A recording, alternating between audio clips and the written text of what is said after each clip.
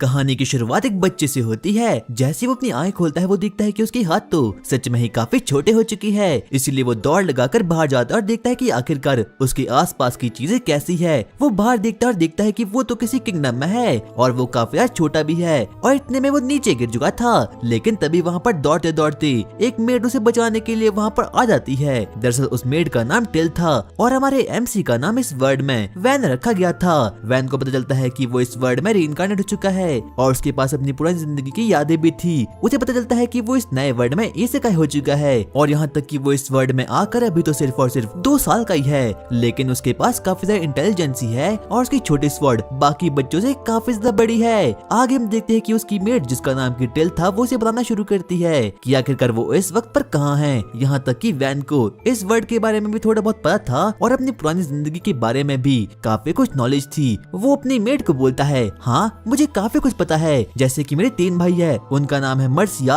Jared और Sesto और मेरे फादर का नाम मार्किज है। और जब उस मेड को यानी कि टिल को पता चलता है कि उस बच्चे यानी कि वैन के पास इतना ज्यादा दिमाग है तो वो ये देखकर काफी ज्यादा शॉक्ड हो चुकी थी, क्योंकि 2 साल के बच्चे के लिए इतना कुछ याद रख पाना काफी ज्यादा मुश्किल बात होती है। लेकिन तभी वैन अपने मन में सोचता है कि उसे इस वर्ल्ड में रहकर काफी कुछ चीजों को डेवलप करना है। आगे वो सभी लोग ब्रेकफास्ट करने के लिए ब्रेकफास्ट टेबल पर निकल जाते हैं, जहाँ पर कि हम वैन के फादर और उसके तीनों भाइयों को देखते हैं जो कि अपना अपना खाना खा रहे थे। यहाँ तक कि सभी मेड तो बस वैन को ही देखी जा रही थी, क्योंकि वो लोगों को काफी ज्यादा एडोरेबल लगता था। यहाँ तक कि सभी लोग उसके साथ खेलना भी शुरू कर लेते हैं। लेकिन तभी उसके फादर जिसका नाम की मार्किस था वो काफी ज्यादा सीरियस था। वो अपने बच्चों से बोलता है, जार्ड आखिरकार तुम आज क्या करने वाले हो। जार्ड काफी डर चुका था, इसीलिए वो से बोलता है, फादर आज मैं अपने फायर मैजिक की प्रैक्टिस करने वाला हूँ। इतने में ही मार्किस सेस्टो से भी पूछता है कि आखिरकार वो आज के दिन क्या करने वाला है। सेस्टो भी इस बात को सुनकर काफी डर चुका था, इसीलिए वो बोलता है, हाँ मैं भी आज मैजिकल प्रैक्टिस करूंगा। लेकिन तभी हम देखते हैं कि ये मार्किस वैन से बोलता है, वैन आखिरकार आज के दिन तुम क्या करने वाले हो। मुझे इस किंगडम के बारे में और ज्यादा जानकारी चाहिए, इसीलिए मैं इस वर्ड की कल्चर और हिस्ट्री के बारे में पढ़ाई करूंगा।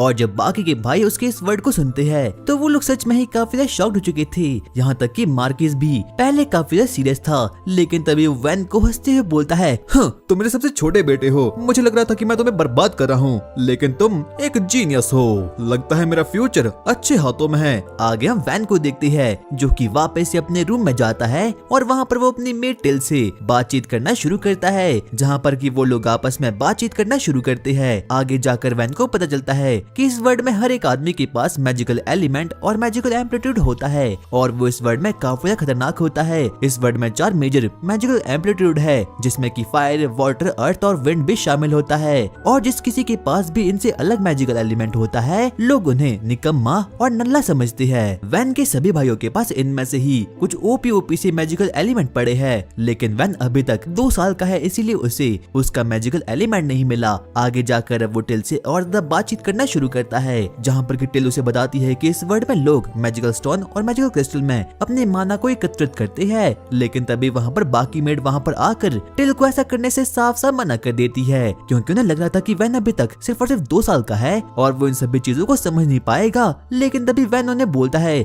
ऐसी कोई बात नहीं है, मेरी पैंट वाला अजगर काफी ज्यादा बड़ा है और उसके साथ साथ ही मेरा ब्रेन भी काफी ज्यादा बड़ा है। वो लोग इससे पहले कुछ ज्यादा बातें कर पाते, लेकिन तभी हम देखते हैं कि अब वहाँ पर वैन का बटलर एस्पार्टो भी अब वहाँ पर आ जाता है और वो वैन के सामने बहुत मोटी मोटी बुक्स को रख लेता है। एस्पार्टो उसे बोलता है, वैन आज से मैं आपको ट्यूशन दूंगा, लेकिन सबसे पहले मुझे जानना होगा कि आपके पास कितना ज्यादा दिमाग है, इसीलिए आपको इन सभी के सभी बुक्स को पढ़ना होगा। लेकिन सबसे पहले एस्पार्टो वैन का छोटा सा टेस्ट लेता है। वो उसे बोलता है, मान लो अगर आपके पास 2 सेब है और मैंने आपको 3 सेब और दे दिए तो आपके पास कितने सेब होंगे। वैन के पास अपनी पुरानी जिंदगी की काफी ज्यादा यादें थी, इसलिए वो सीधे ही बोल देता है, आई थिंक 5 सेब। एस्पार्टो के इस आंसर से काफी सरप्राइज हो चुका था, इसीलिए वो उसे बोलता है, ठीक है तो आज से फैसला रहा, आज से मैं आपको ट्यूशन दूंगा। और उसी दिन के बाद से एस्पार्टो वैन को रोज ट्रेनिंग देने लगा।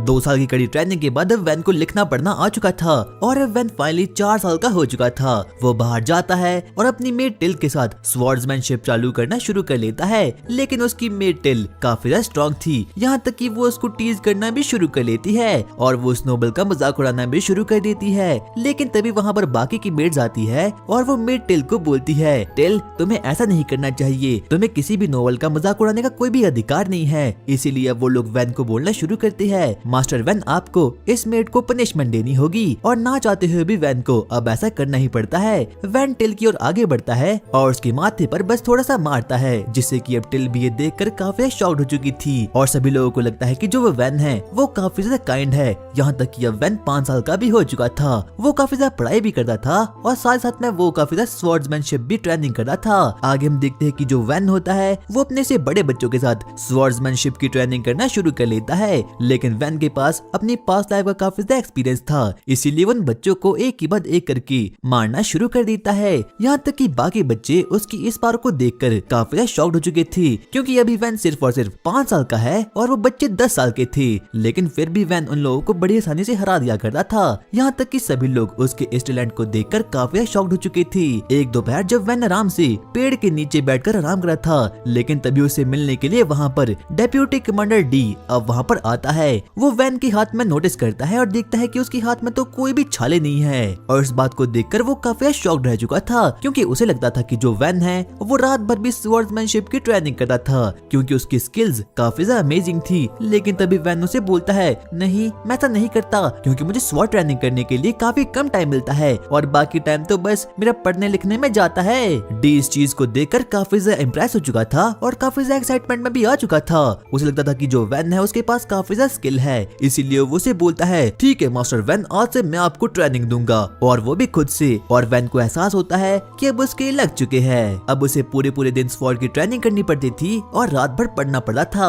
आगे हम डी को देखते हैं, जो कि अब वैन को ट्रेनिंग देना शुरू करता है। यहाँ तक कि वो वैन पर बिल्कुल भी रहम नहीं दिखाता। वो वैन को बोलता है, आपको 100 स्वॉर्ड की स्विंग करनी होगी, इतना ही काफी नहीं है, आपको थोड़ा और पुश करना होगा। आगे हम देखते हैं कि शाम के समय वैन काफी ज्यादा थक चुका था, क्योंकि उसका स्टेमिना स्वॉर्ड की ट्रेनिंग करके सही में काफी ज्यादा खत्म हो चुका था। वो अपने मन में सोचना शुरू करता है कि अगर उसकी जिंदगी इसी प्रकार से कटती रही तो उसकी ये नई जिंदगी भी बिल्कुल घटिया सी रह जाएगी। इतना ही काफी नहीं था कि तभी डी वैन के पास आता है। वो उसे बोलता है, वैन क्या तुम आराम कर रहे हो? ये आराम करने का वक्त नहीं है, तुम्हें अभी भी ट्रेनिंग करनी चाहिए। क्यों ना तुम मेरे साथ एक एक्सरसाइज करो, तुम बिना बेंच के सहारे आराम से चेयर बनकर खड़े हो जाओ, हा इसमें काफी ज्यादा मजा आने वाला है। वैन डी को देखता है और वो देखकर सच में ही काफी शॉक्ड हो चुका था कि डी तो सच में ही वैसा खड़ा हुआ है। लेकिन तभी अब टिल भी अब वहाँ पर आ चुकी थी। दरअसल वैन को ये जिंदगी काफी ज्यादा अच्छी लग रही है, लेकिन अभी भी उसे अपनी जिंदगी में काफी काम करना पड़ता है और वो अभी तक किसी भी चीज को एक्सप्लोर नहीं कर पाया। इसीलिए वो अपनी मेड टिल को बोलता है, टिल मैं काफी थक चुका हूँ, क्यों ना हम लोग कहीं घूमने चले। और अब टिल भी उसकी बात को मान जाती है। हम वैन और बाकी लोगों को देखती है, जो कि अब मार्केट की ओर घूमना शुरू कर देती है। जाते जाते वो लोग चैम्बर ऑफ कॉमर्स में जाते हैं, जो कि इस पूरे वर्ल्ड की एक कंपनी होती है। लेकिन तभी उनकी नजर एक आदमी पर पड़ती है, जो कि एक छोटे से बच्चे को रस्सी से घसीट कर आगे बढ़ा रहा था। वो उसे बोलता है, गधे के बच्चे जल्दी चल, वरना मैं तेरी टांगे तोड़ दूंगा।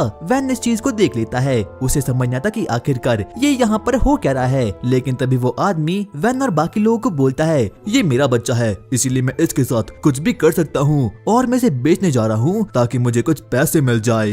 वैन को इस बात को सुनकर बिल्कुल भी अच्छा नहीं लगता। यहाँ तक कि टिल भी उसे बताती है कि इस वर्ल्ड में स्लेव होना काफी ज्यादा आम बात है। लेकिन तभी पीछे से अब वहाँ पर रोजेली, जो कि चैम्बर ऑफ कॉमर्स की एक मेंबर होती है, वो वहाँ पर आ जाती है। जैसे वो वैन को देखती है, वो उसे पहचान चुकी थी, क्योंकि वैन इस पूरे के पूरे वर्ल्ड में काफी ज्यादा फेमस था, क्योंकि वो मार्किस का बेटा था। मास्टर वैन, क्यों ना आप लोग हमारे साथ अंदर आओ, हमारे पास आपके लिए काफी नई नई चीजें हैं, जिससे कि आप आराम से प्लॉट को भी डेवलप कर सकते हो। लेकिन तभी वैन रोजेली को उस बच्चे के बारे में बताता है और बताता है कि उसका फादर उसे स्लेवरी के तौर पर बेचने वाला है। लेकिन तभी वैन उसे बोलता है, वैसे मैं इसे खरीदना चाहता हूँ। और कहीं न कहीं अब वो भी इस बात को सुनकर काफी शॉक्ड हो चुकी थी। रोजेली उस बच्चे के फादर को बोलती है, क्या इस बच्चे के पास कोई मैजिकल एम्पलीट्यूड है? लेकिन उसका फादर इस बात को सुनकर काफी ज्यादा गुस्से में आ चुका था। वो उसे बोलता है, हाँ इसके पास है, इसके पास थीफ मैजिक है, यानी कि चोरी करने का मैजिक। लेकिन इस वर्ल्ड में ये मैजिक काफी ज्यादा यूजलेस होता है। इसलिए रोजेली वैन को बोलती है,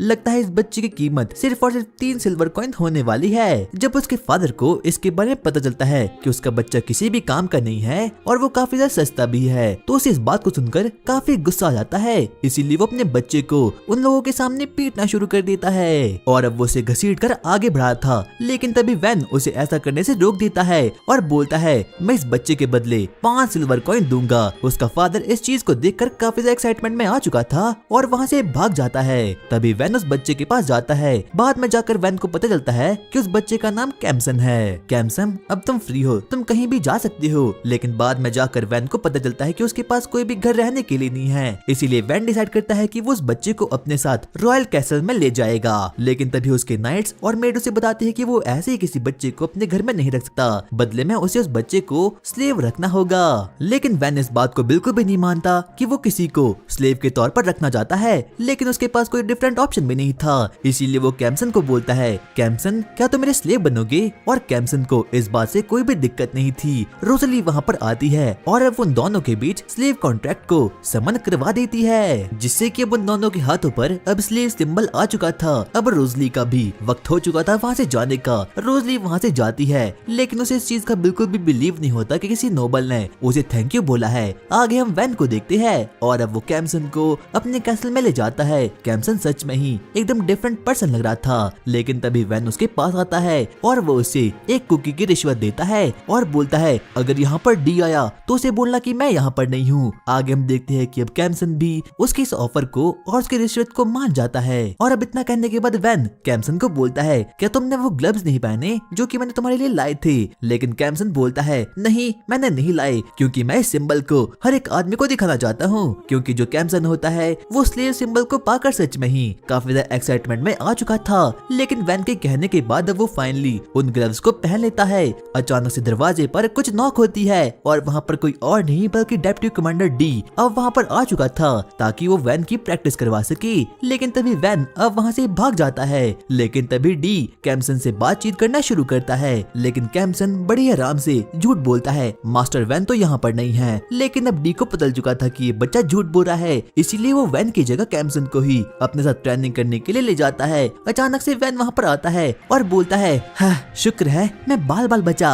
कुछ समय गुजरने के बाद वैन फाइनली 8 साल का हो चुका था और सभी के सभी लोग उसी के बारे में बात कर रहे थे, क्योंकि आज के दिन ही उसका मैजिकल एम्प्लीट्यूड टेस्ट होने वाला है और सभी लोगों को पता चल पाएगा कि आखिरकार वैन के पास कौन सा मैजिकल टाइप है। लेकिन तभी हम वैन और उसकी फैमिली को देखते हैं, लेकिन अब सब कुछ बदल चुका था और अब बाकी लोगों को इस बारे में पता चुका था कि वैन के पास कोई भी इम्पोर्टेंट एलिमेंट नहीं है जैसे कि फायर, वाटर या फिर विंड, बल्कि उसके पास तो एकदम घटिया सा मैजिकल टाइप है जिसका नाम है प्रोडक्शन मैजिक। मार्किस जो उसका फादर था वो उसे बोलता है आखिरकार ऐसे कैसे हो सकता है? तुम्हारी लेट मदर मीरा के पास फायर मैजिक था, यहाँ तक कि मेरे पास भी फायर मैजिक था, लेकिन तुम्हारे पास इतना घटिया सा मैजिक आखिरकार कैसे हो सकता है? मार्किस अब वैन से काफी ज्यादा चिढ़ चुका था क्योंकि उसके पास बिल्कुल भी अच्छा मैजिकल एम्प्लीट्यूड टाइप नहीं था और ये इस पूरे वर्ल्ड में सबसे वीक मैजिकल टाइप होता है जिसका नाम होता है प्रोडक्शन मैजिक। प्रोडक्शन मैजिक की हेल्प से कोई भी आदमी किसी भी चीज को क्रिएट कर सकता है जैसे कि स्वॉर्ड, नाइफ या फिर बाकी चीजें, लेकिन ये चीजें तो इस वर्ल्ड में बिना मैजिक के बनाई जा सकती है। इसीलिए मार्किस अब वैन से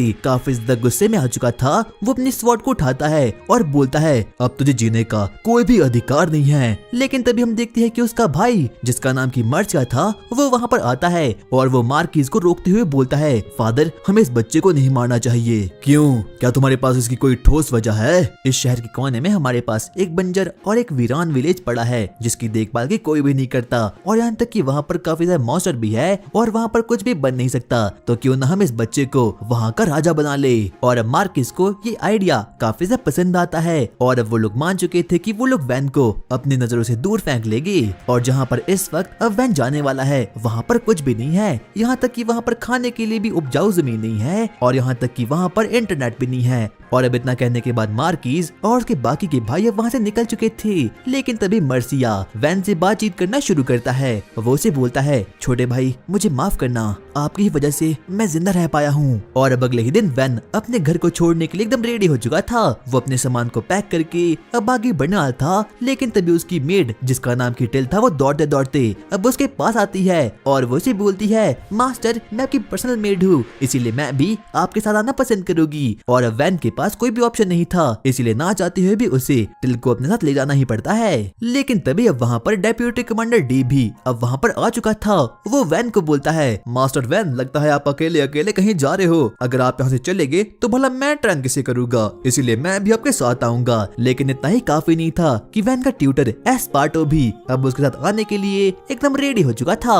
और अब वैन अपने मन में बोलता है लगता है मेरे लग चुके हैं। और अब इतना कहने के बाद वैन और बाकी लोग उस विलेज की ओर निकल जाते हैं। लेकिन तभी हम लोग देखते हैं कि किंगडम के हर एक लोग वैन को फेयरवेल दे रहे थे, क्योंकि सभी लोगों को वैन काफी ज्यादा पसंद था और अब वो लोग वैगन में बैठकर आगे बढ़े थे। लेकिन तभी हम लोग वैन को देखते हैं। वैन अपने हाथों में कुछ स्टिक को रखता है और उस पर प्रोडक्शन मैजिक का यूज करके वहाँ पर एक डैगर जैसे दिखने वाली नाइफ को वहाँ पर समन करवा देता है। और यही असली पावर थी असली प्रोडक्शन मैजिक की। वो प्रोडक्शन मैजिक की हेल्प से कुछ भी क्रिएट कर सकता है। लेकिन तभी हम वैन, टेल और कैम्सन को देखते हैं और अब वो लोग उसी विलेज की ओर आगे बढ़ना शुरू करते हैं। इतने में ही वैन और कैम्सन आपस में बातचीत करना शुरू करते हैं, जहाँ पर कि वैन कैम्सन को बोलता है, कैम्सन अगर तुम चाहो तो मेरे स्लेव नहीं भी बन सकते हो और इस विलेज में फ्री होकर जी सकते हो। लेकिन तभी कैम्सन उसे बोलता है, मास्टर अब मैं ऐसा कुछ भी नहीं करूँगा, क्योंकि मैंने कसम खा ली है कि मैं जीने से मरने तक सिर्फ और सिर्फ आपकी ही सेवा करूँगा। वो लोग आगे बढ़े रहते, लेकिन तभी हम लोग देखते हैं कि अचानक से डी और बाकी लोग अचानक से रुक जाते हैं। बाद में जाकर उन लोगों को पता चलता है कि जिस विलेज में वो जा रहे हैं उस विलेज पर तो पहले ही कोई आर्मी या फिर कोई चोर लोग अटैक करे हैं, जिससे कि सभी के सभी लोग इस बात को देखकर काफी ज्यादा शॉक्ड हो चुके थे।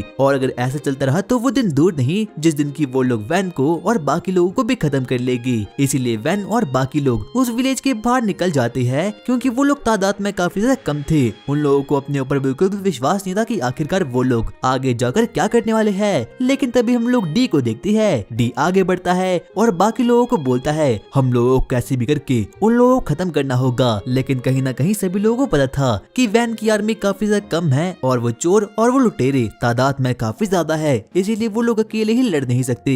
लेकिन तभी हम डी को देखते हैं। वो वैन को बोलता है, वैन हम लोग अकेले ही इन लोगों को निपटा लेंगे। लेकिन तभी हम लोग वैन के एडवेंचर को देखते हैं, जो कि अभी तक वैन और बाकी लोगों की प्रोटेक्शन यहाँ पर करा था। दरअसल उस एडवेंचर का नाम ऑर्थो था। ऑर्थो बाकी लोगों को बोल देता है, चाहे जो भी हो जाए मैं इस वॉर में पार्टिसिपेट नहीं करूंगा, क्योंकि मुझे इस चीज के पैसे नहीं मिले और मुझे पैसे वैन को यहाँ पर सही सलामत लाने के लिए मिले थे और वो काम मैंने कर लिया। डी उन लोगों को समझाने की कोशिश करता है कि अगर वो लोग साथ में कर लड़े तो हो सकता है कि वो लोग उन चोरों को खत्म कर दे। लेकिन तभी ऑर्थो उन लोगों को बोलता है, चाहे जो भी हो जाए हमारी टीम तुम्हारे साथ कभी भी नहीं देगी। और अब कहीं ना कहीं वो लोग सोच में पड़ जाते हैं। उन लोगों को बिल्कुल भी समझ आता कि आखिरकार वो लोग अकेले उन लोगों का सामना कैसे करने वाले हैं, क्योंकि सही में वो लुटेरे लोग तादाद में काफी ज्यादा है। हम देखते हैं कि ऑर्थो और डी में तू मैं होना शुरू हो चुकी थी। वो लोग आपस में ही लड़ना शुरू कर देते हैं। लेकिन तभी वहाँ पर एस्पार्टो अब वहाँ पर आ चुका था।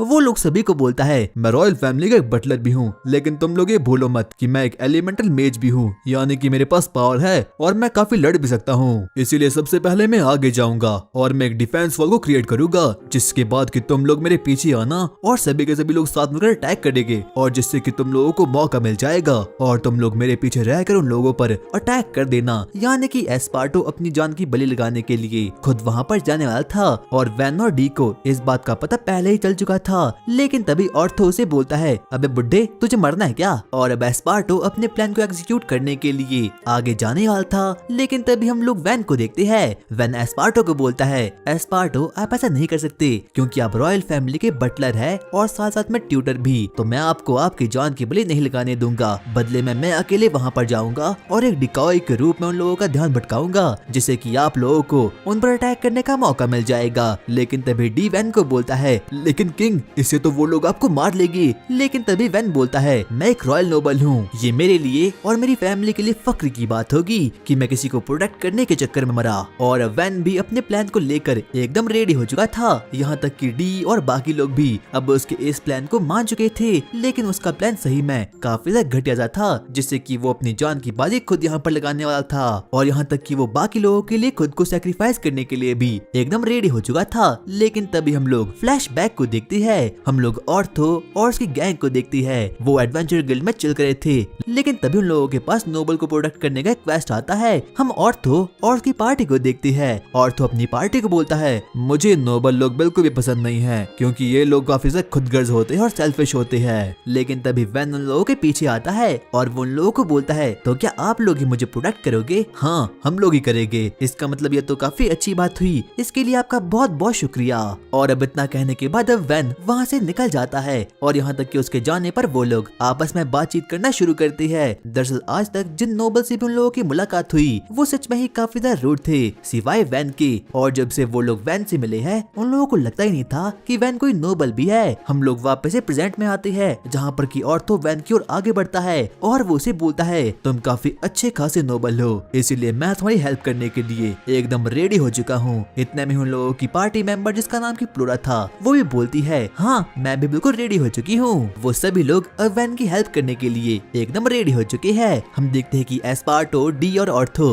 अब साथ मिलकर काम करने के लिए एकदम रेडी हो चुके थे।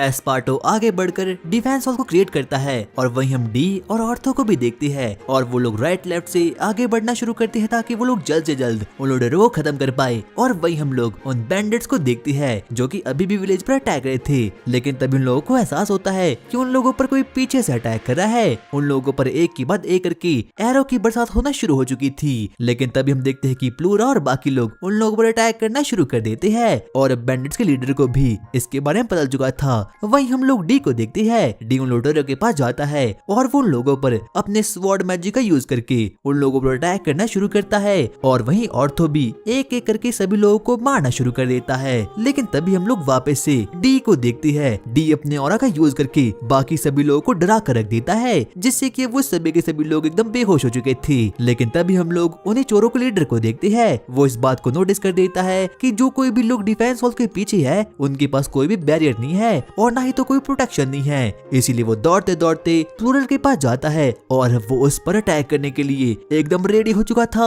लेकिन तभी हम देखते हैं कि उसकी प्रोटेक्शन के लिए वहाँ पर कहीं से वैन अब वहाँ पर आ चुका था। वैन उनके लीडर पर अटैक कर देता है जिससे कि वो थोड़ा बहुत इंजर्ड हो चुका था और इतने में ही कैम्सन भी पीछे से आकर एक फाइनल ब्लो मारकर अब उसे खत्म कर देता है और वैन और उसकी टीम इस बैटल को फाइनली जीत चुकी थी। लेकिन तभी ऑर्थो अपने टीम मेंबर्स को बोलता है मैं देखना चाहता हूँ कि इस बच्चे में कितना ज्यादा पोटेंशियल है और आगे चलकर ये किस टाइप का नोबल बनेगा, इसीलिए मैंने फैसला किया है कि मैं इसी विलेज में रहूंगा। लेकिन उसके कुछ एडवेंचर साथी इस बात को रिजेक्ट कर लेते हैं, लेकिन जो ऑर्थो के दोस्त होते हैं उन लोगों को भी वैन काफी ज्यादा पसंद आता है, इसीलिए वो उसी के साथ यहाँ पर रुकने का फैसला कर देते हैं। और अब उन लोगों को वैन में सच में ही काफी ज्यादा इंटरेस्ट आ रहा था। लेकिन तभी हम लोग देखते हैं कि दौड़ते दौड़ते टिल वैन के पास आती है और वो उसे बोलती है मास्टर आगे से आप कभी भी अपनी जान को खतरे में नहीं डालोगे। वैन बोलता है ठीक है मैं समझ गया।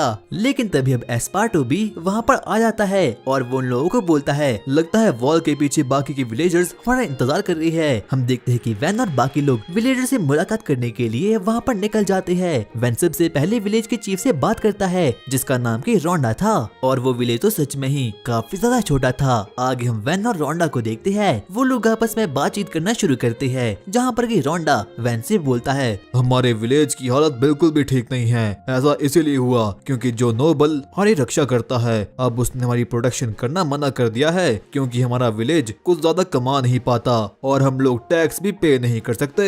वैन बोलता है ऐसा इसीलिए क्योंकि आपका विलेज काफी ज्यादा छोटा है। लेकिन रोंडा और बाकी विलेजर्स को ये बात काफी ज्यादा रूड लगती है। वो लोग उसे बोलते हैं तो क्या इसका मतलब जो भी छोटे विलेज है वो लोग मर जाए? नहीं मेरा ये मतलब नहीं था। और उन लोगों को लगता था कि जो कोई भी नोबल लोग होते हैं वो सच में ही काफी ज्यादा घटिया से होते हैं, लेकिन वैन ऐसा बिल्कुल भी नहीं था। वैन उन लोगों को बताता है कि वो उन लोगों का नया लॉर्ड बन चुका है। लेकिन तभी वैन उन लोगों को बताता है कि उसके पास काफी कुछ प्लान है जिसकी हेल्प से कि वो इस विलेज को काफी ज्यादा डेवलप करेगा। वैन उन लोगों को बोलता है सबसे पहले हमें कुछ वैल्यूएबल रिसोर्सेज को क्रिएट करना होगा जिससे कि किंगडम हमें कभी भी नकार ना पाए, और दूसरा हमें कुछ पैसे कमाने होंगे और अपने लिए कुछ नाइट्स को हायर करना होगा, और तीसरी और सबसे इम्पोर्टेंट बात हमें इस विलेज को डेवलप करना होगा क्योंकि इसकी हालत बिल्कुल भी ठीक नहीं है। वैन उन लोगों को एक मोटिवेशनल स्पीच देता है, लेकिन उसकी बात उस विलेजर्स पर कुछ भी इफेक्ट नहीं पड़ता। वो लोग सोचते हैं कि वैन सिर्फ और सिर्फ एक बच्चा है और वो कुछ भी नहीं कर पाएगा। लेकिन तभी हम लोग एस्पार्टो को देखते हैं। वो आगे बढ़ता है और वो उन लोगों को बताता है मैं किंग का हेड बटलर रह चुका हूँ, जिससे कि वो लोग अब उस चीज को देखकर काफी ज्यादा शॉक्ड हो चुके थे। यहाँ तक कि डेप्यूटी कमांडर डी भी आगे जाता है और वो उन लोगों को बताता है कि आखिरकार वो कौन सी चीज है और उन लोगों को वैन पर ट्रस्ट करना होगा। उन लोगों का नाम सुनकर अब उन विलेजर्स को वैन पर थोड़ा बहुत ट्रस्ट हो चुका था क्योंकि डी का नाम और एस्पार्टो का नाम पूरे किंगडम में काफी ज्यादा मशहूर था और अब रोंडा को भी लग चुका था कि ये लोग जरूर कुछ ना कुछ तो उखाड़ ही लेंगे। लेकिन तभी हम लोग वैन को देखती है। वैन उन लोगों को बताता है कि उन लोगों को सबसे पहले फार्मिंग करनी होगी और दूसरा एक डिफेंसिव वॉल को क्रिएट करना होगा। लेकिन तभी उनमें से एक विलेजर बोलता है, हम ऐसा नहीं कर सकते क्योंकि जो कुछ भी हम लोग फार्मिंग करते हैं हमसे 30% कट जाता है। लेकिन तभी वैन उन लोगों को बोलता है, ठीक है, तो जब तक हमारा विलेज डेवलप नहीं हो जाता तब तक हम लोग तुमसे सिर्फ और सिर्फ 10% का टैक्स लेंगे। और जिससे कि वो सभी के सभी फार्मर्स इस बात को सुनकर सच में ही काफी ज्यादा खुश हो चुके थे। लेकिन तभी अब वो लोग आगे का प्लान बनाना शुरू करते हैं कि वो लोग इस विलेज को कैसे डेवलप करेगी। सबसे पहले हम वैन को देखते हैं। वैन एस्पार्टो से बोलता है, एस्पार्टो क्या तुम अपने मैजिक से अर्थफॉल को क्रिएट कर सकते हो? लेकिन तभी एस्पार्टो बोलता है, हाँ मैं ऐसा कर तो सकता हूँ, लेकिन मेरी वॉल लॉन्ग लास्टिंग नहीं है। जब मेरा माना खत्म हो जाएगा उसके साथ साथ ही मेरी बनाई गई वॉल भी खत्म हो जाएगी। एस्पार्टो अपने मैजिक का यूज करके एक अर्थ वॉल को क्रिएट कर देता है। और अब हम लोग बाकी के लोगों को देखते हैं। डी और वैन अपने अपने कामों पर निकल जाते हैं। वैन अपने दोस्तों के साथ एक जंगल में जाता है जहाँ पर कि वो अपने हाथों में कुछ वुड्स को ले लेता है और अब उन वुड्स पर अपने प्रोडक्शन मैजिक का यूज कर देता है। जैसे वो अपने प्रोडक्शन मैजिक का यूज करता है हम देखते हैं कि अचानक से वो वुड्स माइक्रोफाइबर के एक अजीब ब्लॉक में कन्वर्ट हो चुकी थी। और माइक्रोफाइबर मॉडर्न वर्ल्ड का काफी खतरनाक सा एलिमेंट होता है। लेकिन जब टिल और कैम्सन उस ब्लॉक को देखती है तो उन लोगों को कुछ भी समझ नहीं आता क्योंकि उन लोगों को माइक्रोफाइबर के बारे में कुछ भी पता नहीं था। आगे हम अब ऑर्थो और उसकी एडवेंचर पार्टी को देखते हैं और अब वो लोग वैन के पास आ चुके थे। उन लोगों को भी समझ आता कि आखिरकार ये छोटे छोटे से ब्लॉक क्या है। लेकिन तभी वैन उन लोगों को बोलता है, क्यों ना तुम लोग इन ब्लॉक्स पर अपनी स्वॉर्ड का इस्तेमाल करो। ऑर्थो एक ब्लॉक को पकड़ता है और अब उस पर स्वॉर्ड मारना शुरू कर देता है। लेकिन स्पेशली उस ब्लॉक को कुछ भी नहीं होता और इस चीज को देखकर ऑर्थो और बाकी लोग सच में ही काफी ज्यादा हैरान हो चुके थे। देखते ही देखते वैन अपने प्रोडक्शन मैजिक का यूज करके बहुत से एलिमेंट्स को बना देता है। उसे पता चलता है कि उसकी रियल पावर नहीं है बल्कि उसकी रियल पावर तो कुछ और ही है। प्रोडक्शन मैजिक यूज करना सच में ही काफी ज्यादा मुश्किल होता है। लेकिन वैन के लिए ये बात बिल्कुल भी सही नहीं है। बाकी लोग अपने प्रोडक्शन मैजिक का यूज करके एक ही आइटम को बना सकते हैं लेकिन वैन एक क्या 100 आइटम्स को भी बना सकता है। हम वैन को देखते हैं वो अपने प्रोडक्शन मैजिक का यूज करके एक स्वॉर्ड को क्रिएट कर देता है जो कि कैम्सन को काफी अच्छी लगती है। इसलिए वैन कैम्सन को उस स्वॉर्ड को गिफ्ट कर देता है और अब कैम्सन उस चीज को पाकर काफी खुश हो चुका था। लेकिन तभी अब वहाँ पर टिल भी अब वहाँ पर आती है। वो वैन से बोलती है, क्या आप मेरे लिए भी कुछ बनाओगे? वैन अपने प्रोडक्शन मैजिक का यूज करके उसके लिए एक एक्स को बना लेता है। लेकिन टिल इस चीज को पाकर बिल्कुल भी खुश नहीं थी। इसीलिए वैन अपने मन में डिसाइड करता है कि वो बाद में जाकर टिल के लिए कुछ अच्छी सी एक्सेसरी को बना लेगा। वैन रात के समय के लिए अपने मन में सोच रहा था, लगता है मुझे यहाँ पर अपने कैसल को भी क्रिएट करना होगा। अगली सुबह रोंडा और बाकी लोग भी अब वहाँ पर आ चुके थे। वो लोग वैन को देखते हैं जो कि अपने माइक्रोफाइबर ब्लॉक की हेल्प से एक रूम को क्रिएट करना शुरू करते हैं। लेकिन तभी रोंडा उन लोगों को पूछता है, आखिरकार आप लोग ये क्या कर रहे हो? वैन उन लोगों को बताता है कि यहाँ पर वो लोग अपने कैसल को क्रिएट करने वाले हैं। लेकिन रोंडा और बाकी लोगों को इस चीज पर बिल्कुल भी विश्वास नहीं होता। हम वापस से वैन को देखते हैं। वैन अपने दिमाग में प्रोडक्शन मैजिक चैंट करना शुरू कर लेता है और अचानक से वहाँ पर बनकर एक बहुत बड़ा कैसल भी अब वहाँ पर आ चुका था।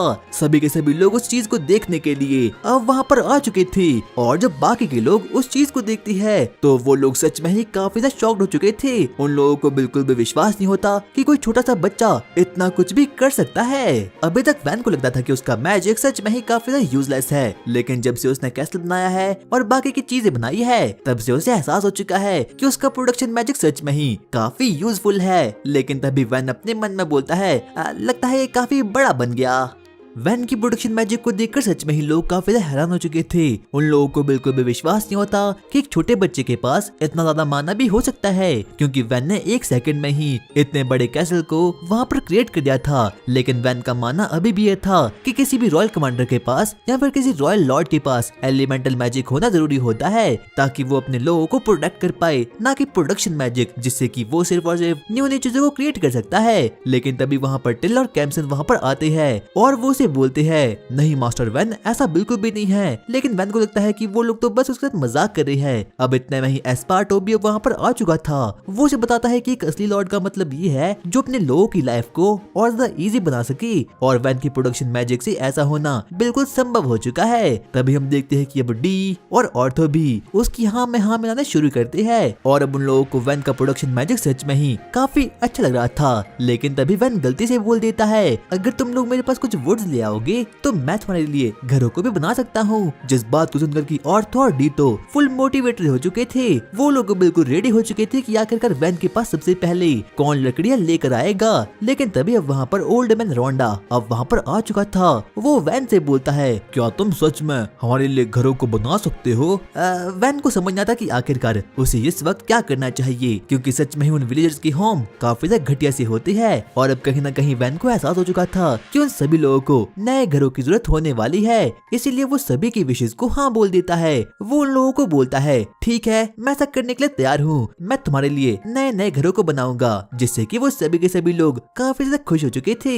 और यहाँ तक कि अब ऑर्थो और डी वुड्स लाने के लिए फॉरेस्ट में निकल चुके थे। और वैन तो देखते ही देखते प्रोडक्शन मैजिक की हेल्प से बहुत से घरों को तैयार कर देता है। यहाँ तक कि सभी लोग उसकी इस पावर को देखकर और अपने नए घरों को देखकर काफी ज्यादा एक्साइटमेंट में आ चुके थे। वैन उन लोगों को बताता है कि उसने उनके घरों को रेनोवेट कर दिया है और अब उनके घर काफी अच्छे बन चुके हैं। और बदले में वो सभी के सभी विलेजर वैन को कुछ ऑफरिंग को दे देती है, जिससे कि वैन भी काफी खुश हो चुका था। और इतना ही काफी नहीं था कि वैन ने अपने प्रोडक्शन मैजिक की हेल्प से एक पब्लिक बात को भी बना लिया है, ताकि वो वहाँ पर आराम से प्लॉट को डेवलप कर पाए। और इस चीज में प्लूरल ने भी उसकी काफी मदद की। प्लूरल के पास वाटर मैजिक है और उसने हर एक टब को फिल कर दिया। और कैम्सन ने भी वाटर को गर्म करने के लिए अपने फायर का यूज किया। इतने में ही हम लोग टिल और प्लूरल को देखते हैं। वो लोग वैन के पास आते हैं और वो उसे बोलते हैं, मास्टर वैन, क्यों ना हम लोग साथ में नहाए। लेकिन वैन इस बात को सुनकर सच में ही काफी शॉक हो चुका था।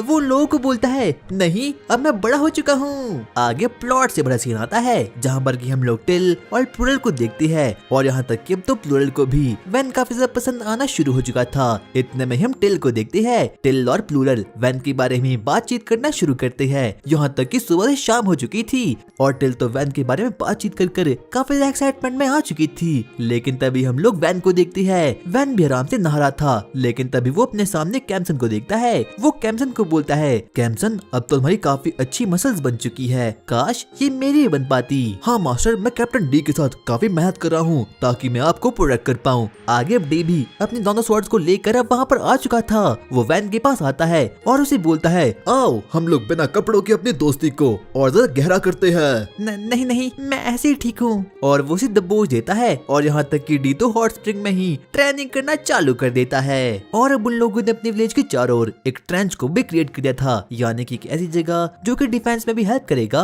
और साथ साथ में एक वाटर सोर्स की तरह भी काम करेगा। और ये सब कुछ पॉसिबल हो पाया सिर्फ और सिर्फ वैन की प्रोडक्शन मैजिक की हेल्प से। लेकिन तभी हम लोग वैन को देखते हैं और वो प्लान में आता है कि वो इस ट्रेंच में कुछ वाटर को भी डाल देगा, ताकि आगे जाकर उनके विलेज में एक वाटर सोर्स भी हो पाए। अब एस्पार्टो और बाकी लोग भी अब इस बात को मान जाते हैं। एस्पार्टो और बाकी लोग सबसे पहले रिवर के पास जाते हैं, ताकि वो लोग रिवर के पानी को वापस से अपने विलेज में ले पाए। एस्पार्टो अर्थ मैजिक का यूज करके एक बहुत बड़ी ड्रैन को वहाँ पर समन कर देता है। और वही हम लोग डी, कैम्सन और बाकी लोगों को भी देखते हैं और वो लोग भी एस्पार्टो और वैन की मदद करना शुरू करते हैं। यहाँ तक कि अब वैन भी अपने प्रोडक्शन मैजिक की हेल्प से उस ड्रेन को थोड़ा और बहुत एनहांस कर लेता है। लेकिन डी तो सच में ही इस काम को लेकर काफी ज्यादा एक्साइटमेंट में था। लेकिन तभी एस्पार्टो वहाँ पर आता है और वो वैन को बोलता है, ये 40 साल का होकर भी इतना ज्यादा एक्साइटेड है। आगे वो लोग अपना काम करना शुरू करते हैं ताकि वो लोग रिवर के पानी को जल्द से जल्द विलेज में ले पाए। वैन अपने मन में सोचना शुरू करता है,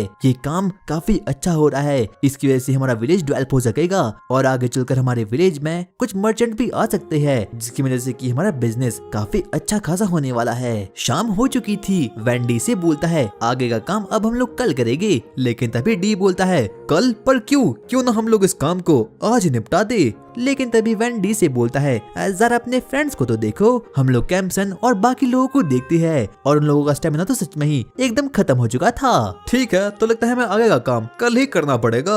और वैन और एस्पार्टो तो डी के स्टेमिना को देखकर सच में ही काफी शॉक्ड हो चुके थे। अबे ये कौन सी गोली खाता है? और अब उन लोगों का काम फाइनली खत्म हो चुका था। वो लोग गेट्स को ओपन कर देते हैं, जिससे कि अब रिवर का पानी ड्रेन के थ्रू उन लोगों के विलेज के चारों ओर निकल चुका था। और ये पानी उनकी विलेज की काफी मदद करने वाला है और यहाँ तक कि ये पानी तो उनका डिफेंस में भी काफी मदद करेगा। लेकिन तभी एस्पार्टो वैन के पास आता है और वो उसे बोलता है क्यों ना हम लोग एक वाटर रिजर्वर को बना ले। और वैन को ये आइडिया सच में ही काफी इंटरेस्टिंग लगता है, इसीलिए वो 2 सेकंड के अंदर ही अपनी प्रोडक्शन मैजिक की हेल्प से एक लेक को वहाँ पर क्रिएट कर देता है ताकि ये उन लोगों के वाटर को रिजर्व कर पाए। और रॉन और बाकी लोग भी विलेज की डेवलपमेंट को देखकर काफी ज्यादा खुश हो चुके थे। लेकिन तभी हम लोग वैगन में 2 क्यूटीज को देखते हैं। उनमें से एक लड़की दूसरी को बोलती है, लेडी आर्ट क्या आप जाग चुकी हो? हाँ मैं जाग चुकी हूँ लेडी पाने मेरा, मुझे भी आपके जैसे प्लॉट्स चाहिए। क्या ये 106 है? आगे वन विलेज के चारों ओर एक कंक्रीट की वॉल को बनाकर रेडी कर देता है जो कि उनकी डिफेंस वॉल की तरह काम करेगी और उसके रहते तो कोई भी लुटेरे या फिर बैंडिट्स इस पर अटैक नहीं कर पाएंगे। और वैन को अभी भी इस चीज में थोड़ी बहुत कमी लग रही थी, इसीलिए वो उस कंक्रीट की वॉल के ऊपर बो और एरो को वहाँ पर समन कर देता है। लेकिन ये बो और एरो मॉडर्न वर्ल्ड के थे, इसीलिए सभी लोग इस गैजेट को देखकर काफी ज्यादा शॉक्ड हो चुके थे। और अब उन लोगों का विलेज नहीं रहा बल्कि एक स्मॉल फोर्ट्रेस बन चुका है। और तभी डी कहता है अगर लॉर्ड मार्किस को मास्टर वैन के इस टैलेंट के बारे में पता होता तो वो उन्हें कभी भी अपने घर से बाहर नहीं निकालते और हो सकता है कि वो मास्टर वैन को एडवाइजर या फिर डेवलपमेंट का चीफ बना सकते थे। लेकिन एस्पार्टो इस चीज से साफ साफ मना कर देता है। आगे वो लोग आपस में बातचीत करना शुरू करते हैं कि आखिरकार वैन की असली पावर क्या है, क्या उसकी पावर एलिमेंटल मैजिक है या फिर प्रोडक्शन मैजिक। एस्पार्टो का मानना था कि वो अपने सिटीजन की सिर्फ और सिर्फ प्रोटेक्शन मैजिक से प्रोटेक्शन ही कर सकता है, ना कि फाइट कर सकता है। लेकिन डी को अपने स्टूडेंट और मास्टर वैन पर पूरा का पूरा विश्वास था कि वो फाइट की हेल्प से भी और अपने एलिमेंटल मैजिक के हेल्प से भी बाकी लोगों की जिंदगी को बचा सकता है। लेकिन तभी वैन उन लोगों को बोलता है ये इम्पोर्टेंट नहीं है कि तुम्हारे पास किस टाइप का मैजिक है, डिपेंड करता है कि तुम अपने गोल की तरफ कितना ज्यादा मेहनत करते हो। और इस बात को सुनकर तो डी और एस्पार्टो भी काफी ज्यादा खुश हो चुके थे। मास्टर वैन आप तो सच में काफी ज्यादा कमाल के हो, मुझे आप पर पूरा विश्वास है कि आप इस लैंड को भी काफी डेवलप कर लोगे। लेकिन तभी बातें करते करते अचानक से वैन को काफी भूख लग चुकी थी, इसलिए टिलो से जल्दी से कुछ खाने के लिए दे देती है। लेकिन बाद में जाकर वो लोग आपस में बातचीत करते हैं और जहाँ पर कि वैन को इस चीज के बारे में पता चलता है कि उन लोगों के पास फूड रिसोर्सेज काफी ज्यादा कम पड़ा है। एस्पार्टो से बोलता है मास्टर लगता है हमें इस विलेज के लिए कुछ ऐसी चीज को ढूंढना होगा जिसे कि हम बेच भी सकते हैं और इस विलेज की एक रेगुलर इनकम भी हो जाए। और वैन भी सोचने लग जाता है कि आखिरकार वो लोग ऐसी कौन सी चीज को बेच सकते हैं जिससे कि वो लोग इस विलेज की एक रेगुलर इनकम को हायर कर ले। और यहाँ तक कि यहाँ पर तो कोई मर्चेंट भी नहीं आता। लेकिन तभी वैन एस्पार्टो को बोलता है हमारे पास ऐसी काफी फसल है और टूल्स तो वैसे भी मैं अपने प्रोडक्शन मैजिक की हेल्प से बना ही सकता हूँ। लेकिन तभी एस्पार्टो उसे बोलता है हाँ आप बात तो सही बोल रहे हैं, लेकिन हमारे पास काफी इंग्रेडिएंट्स की कमी है, जैसे कि हमारे पास आपके फेवरेट स्वीट्स को बनाने के लिए कोई भी इंग्रेडिएंट नहीं है। और जब वैन इस चीज को सुनता है तो वो सच में ही काफी शॉक्ड हो चुका था। वो एस्पार्टो को बोलता है क्या ऐसे कैसे हो सकता है? और वैन सच में ही काफी सीरियस हो चुका था। वो बोलता है लगता है हम लोगों को एक इंडस्ट्री को क्रिएट करना होगा, अगर तुम लोगों के पास कोई प्लान है तो जल्दी से मुझे बताओ। सबसे पहले कैम्सन बोलता है क्यों ना हम लोग उन ब्लॉक्स को बेचे जो कि आप बनाते हो। नहीं मैं इस प्लान को रिजेक्ट करता हूँ। इतने में ही टेल बोलती है क्यों ना हम लोग मॉन्स्टर हंटिंग करके मॉन्स्टर को बेचे। नहीं मैं इस प्लान को भी रिजेक्ट करता हूँ। और अब एस्पार्टो भी अब सोच में पड़ चुका था कि आखिरकार उन लोगों को ऐसी कौन सी चीज को बेचना चाहिए जिसकी वजह से कि इस विलेज की एक रेगुलर इनकम हो जाएगी और धीरे धीरे करके उनका विलेज भी काफी डेवलप हो जाएगा। अब कैम्सन और टेल मोटे एडवेंचर के पास ट्रेनिंग करने के लिए जाते हैं और जहाँ पर कि वो मोटा एडवेंचर वैन को बोलता है वैन लगता है लोग तुम्हारी कुछ ज्यादा ही रिस्पेक्ट करते हैं। मैंने लोगों से कहा कि मुझे लोगों के वेपन देखने हैं और उन्हें ट्रेनिंग करनी है, लेकिन ये लोग अपने वेपन्स को कभी भी यूज नहीं करते क्योंकि इन वेपन्स को तुमने बनाया है। और तब जाकर वैन को पता चलता है कि जो स्वॉर्ड और जो एक्स उसने कैम्सन और टेल को दी थी वो उसे कभी भी यूज नहीं करते और एक ट्रेजर की तरह अपने पास रखती है। लेकिन तभी वो मोटू एडवेंचर अपनी एक ऑर्क नाइट शील्ड को वहाँ पर निकाल देता है और वो उन लोगों से बोलता है वैसे मुझे भी अपनी इस ऑर्क शील्ड को ट्राई करना है, क्यों ना हम लोग ट्रेनिंग करें। और वैन के कहने पर कैम्सन अपनी स्वॉर्ड से उस शील्ड पर अटैक कर देता है और वो स्वॉर्ड से उस शील्ड को बस टच ही करता है। लेकिन तभी वो शील्ड अब 2 हिस्सों में कट चुकी थी। उस मोटू एडवेंचर को इस चीज पर बिल्कुल भी विश्वास नहीं होता। क्या मेरी प्रीशियस शील्ड, मैंने इसे बस अभी तो बनाया था।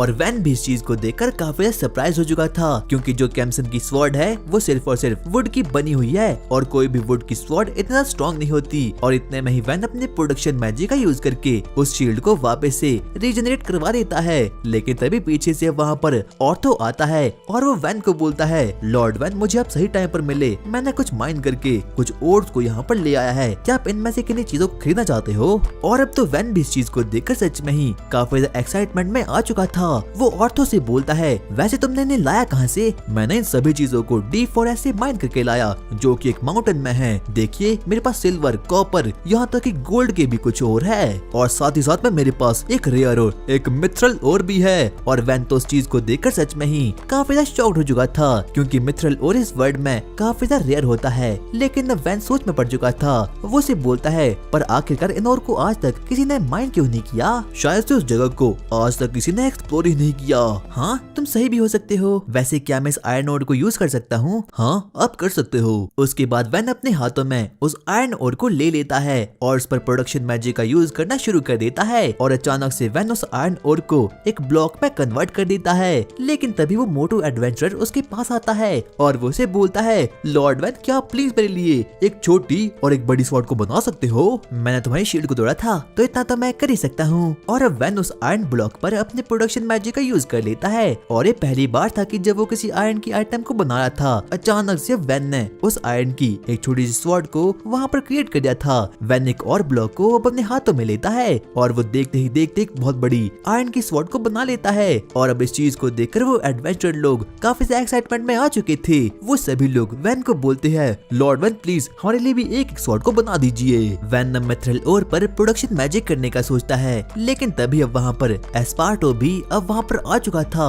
वो मिथरल ओर को देखता है और बोलता है, क्या मिथरल ओर? ये तो काफी ज्यादा अनयूजुअल है, क्योंकि मैंने आज तक कभी नहीं सुना कि माउंटेन्स में भी मिथरल ओर होता है। लगता है हमारे आसपास जरूर कोई ना कोई डंजन होगा। सभी एडवेंचर्स और बाकी लोग एस्पार्टो की इस स्टेटमेंट से काफी ज्यादा शॉक्ड हो चुके थे, क्योंकि वो लोग इस बात पर बिल्कुल भी बिलीव नहीं करते कि यहाँ पर कोई डंजन भी हो सकता है। लेकिन तभी एस्पार्टो वान को बोलता है, लॉर्ड वान अगर हमने डंजन को डिस्कवर कर लिया तो हमारी किस्मत पूरी तरीके से बदल जाएगी। बहुत से लोग, बहुत से मर्चेंट और भी बहुत सी चीजें यहाँ पर आ जाएगी। क्या एक नया डंजन? हाँ अगर हमने गलती से भी एक डंजन को फाइंड कर लिया तो हमारा विलेज नहीं बल्कि एक सिटी बन जाएगा। ये तो काफी ज्यादा इंटरेस्टिंग है। और डंजन में उन लोगों को बहुत सी चीजें मिल सकती है, जैसे कि जेम्स, नेशनल ट्रेजर और यहाँ तक कि बाकी की चीजें भी। और अगर किसी भी गिल्ड को डंजन के बारे में खबर होती है तो वो अपनी न्यू ब्रांचेस पास वाली विलेज में एस्टेब्लिश कर लेते हैं, जिससे कि उस विलेज को भी काफी ज्यादा फायदा होता है। लेकिन अभी के लिए अगर उन लोगों ने डंजन को फाइंड भी कर लिया तो इसके बारे में आसपास वाले किंगडम को भी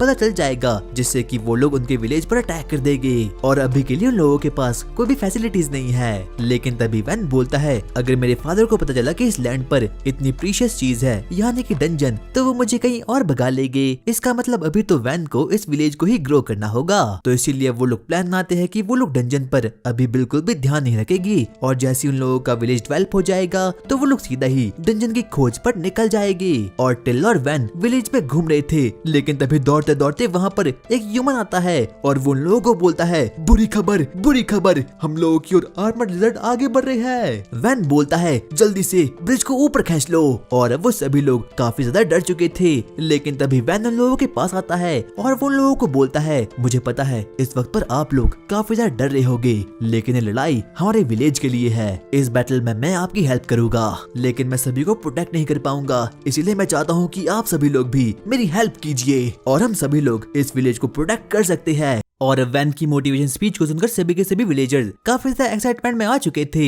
उन लोगों को अपने ऊपर पूरा का पूरा कॉन्फिडेंस हो चुका था कि वो सभी लोग आर्मर्ड लिजर्ड को खत्म कर सकते हैं। लेकिन तभी अब वहाँ पर कैम्सन और टिल भी अब वहाँ पर आ चुके थे, जो कि वैन को बताते हैं कि ऑर्थो यानी कि एडवेंचर की पार्टी इस वक्त बिल्कुल भी विलेज में नहीं है, जिसकी वजह से कि वो आर्मर्ड लिजर्ड से बिल्कुल भी लड़ाई नहीं कर सकते। लेकिन तभी वैन उन लोगों को बोलता है, चिंता करने की कोई बात नहीं है, क्योंकि मैं सभी लोगों को प्रोटेक्ट कर सकता हूँ और सभी लोगों को बचा भी सकता हूँ। लेकिन तभी अब वहाँ पर डेप्यूटी कमांडर डी भी अब वहाँ पर आ चुका था। जैसे ही वो आर्मर्ड लिजर्ड को देखता है वो सच में ही काफी ज्यादा शॉक्ड हो चुका था, लेकिन तभी अब वो वैन से बातचीत करना शुरू करता है और अब वैन उसे बताता है डी यहाँ पर ऑर्थो और उसकी पार्टी नहीं है, यानी कि हम लोगों को ही उन लिजर्ड्स को खत्म करना होगा। लेकिन तभी डी भी अब काफी ज्यादा एक्साइटमेंट में आ चुका था।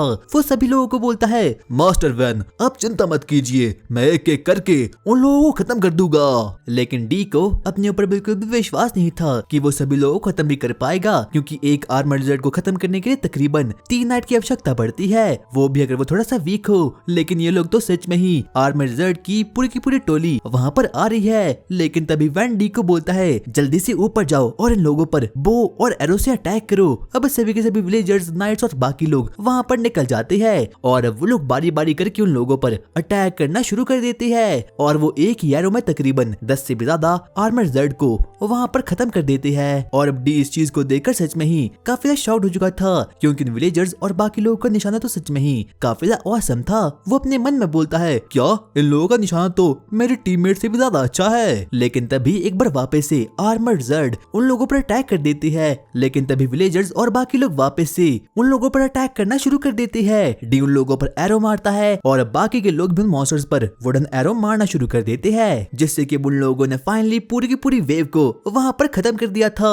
टिल और बाकी लोग इस चीज को देखकर सच में ही काफी शॉक्ड हो चुके थे। उन लोगों को बिल्कुल भी विश्वास नहीं होता कि एक बच्चा जिसकी स्वॉर्ड उतनी बड़ी भी नहीं है उसने एक कारनामा करके दिखाया है। और अब टिल और कैम्सन भी वैन के पास आ जाते हैं। डेप्यूटी कमांडर डी अपने मन में बोलता है मुझे बिल्कुल भी विश्वास नहीं होता कि कुछ विलेजर्स ऐसा कुछ भी कर सकते हैं। और अब वो सभी के सभी लोग लिजर्ड के मीट को कलेक्ट करना शुरू करते हैं। लेकिन तभी हम लोग देखते हैं कि अब वहाँ पर ऑर्थो यानी कि एडवेंचर्स की पार्टी भी अब वहाँ पर आ चुके थे। उन लोगों के विलेज ने सच में ही काफी सारे मीट को और काफी सारी चीजों को वहाँ पर कलेक्ट कर दिया था। और अब वो लोग अपने मन में सोचना शुरू करते हैं लगता है हम लोगों को इससे काफी ज्यादा प्रॉफिट होने वाला है। और अब वैन भी उन बचर्स के पास अब वहाँ पर आ जाता है ताकि वो उन चीजों को इंस्पेक्ट कर पाए। उसे बिल्कुल भी विश्वास नहीं होता कि उनके विलेजर्स ने और बाकी लोगों ने इतनी सारी चीजों को वहाँ पर खत्म कर दिया था। और अब उन मॉन्स्टर्स को खत्म करके उन विलेजर्स के पास सच में ही काफी रिसोर्सेज हो चुके थे। रात के समय वैन ऐलान करता है कि आज की रात वो लोग पार्टी करने वाले हैं। लेकिन तभी ऑर्थो और बाकी लोग भी अब वहाँ पर आ चुके थे और अब वो सभी के सभी लोग वैन को बोलते हैं वैन तुम्हारा बहुत बहुत शुक्रिया, क्योंकि तुम्हारे बनाए गए वेपन सच में ही काफी ज्यादा कमाल के हैं। यहाँ तक कि वो सभी लोग अब अपने वेपन्स को शो ऑफ करना शुरू कर देते हैं। लेकिन तभी अब वहाँ पर डेप्यूटी कमांडर डी भी अब वहाँ पर आ चुका था। जब वो एडवेंचर्स के बनाए गए वेपन को देखता है तो वो सच में ही काफी जेलस फील करता है। वो वैन को बोलता है मास्टर वैन प्लीज मेरे लिए भी कुछ वेपन्स को बना दीजिए। लेकिन वैन उसे बताता है कि उसके पास अभी बिल्कुल भी वक्त नहीं है और वो कुछ दिनों में उसके लिए सभी के सभी वेपन्स और बाकी की चीजों को वहाँ पर कलेक्ट कर देगा। लेकिन वो नाइट्स तो बिल्कुल भी उसकी बातों को मानते ही नहीं। सभी विलेजर्स और बाकी लोग सच में ही आज काफी ज्यादा खुश थे। लेकिन तभी ऑर्थो वैन को बोलता है कि इन लोगों का मीट तकरीबन 20 गोल्ड में तो बिक ही जाएगा या फिर 8 गोल्ड में तो डेफिनेटली बिक जाएगा। और जब वैन इस चीज को सुनता है तो वो सच में ही काफी खुश हो चुका था, क्योंकि अब उन लोगों के पास काफी सारे रिसोर्सेज आने वाले हैं और उन लोगों के पास आर्मर्ड लिजर्ड का मीट काफी ज्यादा मात्रा में है। लेकिन अब उसकी खुशी जल्दी खत्म हो चुकी थी। तभी वहाँ पर एस्पार्टा आता है और वो वैन को बोलता है मास्टर वैन लेकिन इस चीज में अगर कोई विलेज 100 गोल्ड कॉइन से ज्यादा कमाता है तो उसे मार्किस को टैक्स देना पड़ता है। और वैन तो इस बात से काफी ज्यादा डिमोटिवेट हो चुका था, क्योंकि मार्किस कोई और नहीं बल्कि उसके ही डैड है। और अगर गलती से भी उसके डैड को इसके बारे में पता चला कि वो विलेज कमा रहा है और अब उस विलेज की अच्छी कंडीशनिंग हो चुकी है तो वो वैन को कहीं और भेज देंगे और से कहीं और का किंग बना लेंगे। इसीलिए अब एस्पार्टा उसे बोलता है कि वो लोग किंग को ये बताएंगे कि उसके भाई यानी कि जेलपा ने इन सभी मॉन्स्टरों को खत्म किया था, जिसकी वजह से कि वैन को अब कुछ भी गलत नहीं होगा। और अब अगले दिन उन लोगों के विलेज में कुछ मर्चेंट अब वहाँ पर आ चुके थे। उनमें से एक का नाम बैली था और दूसरे का नाम रेंगो था।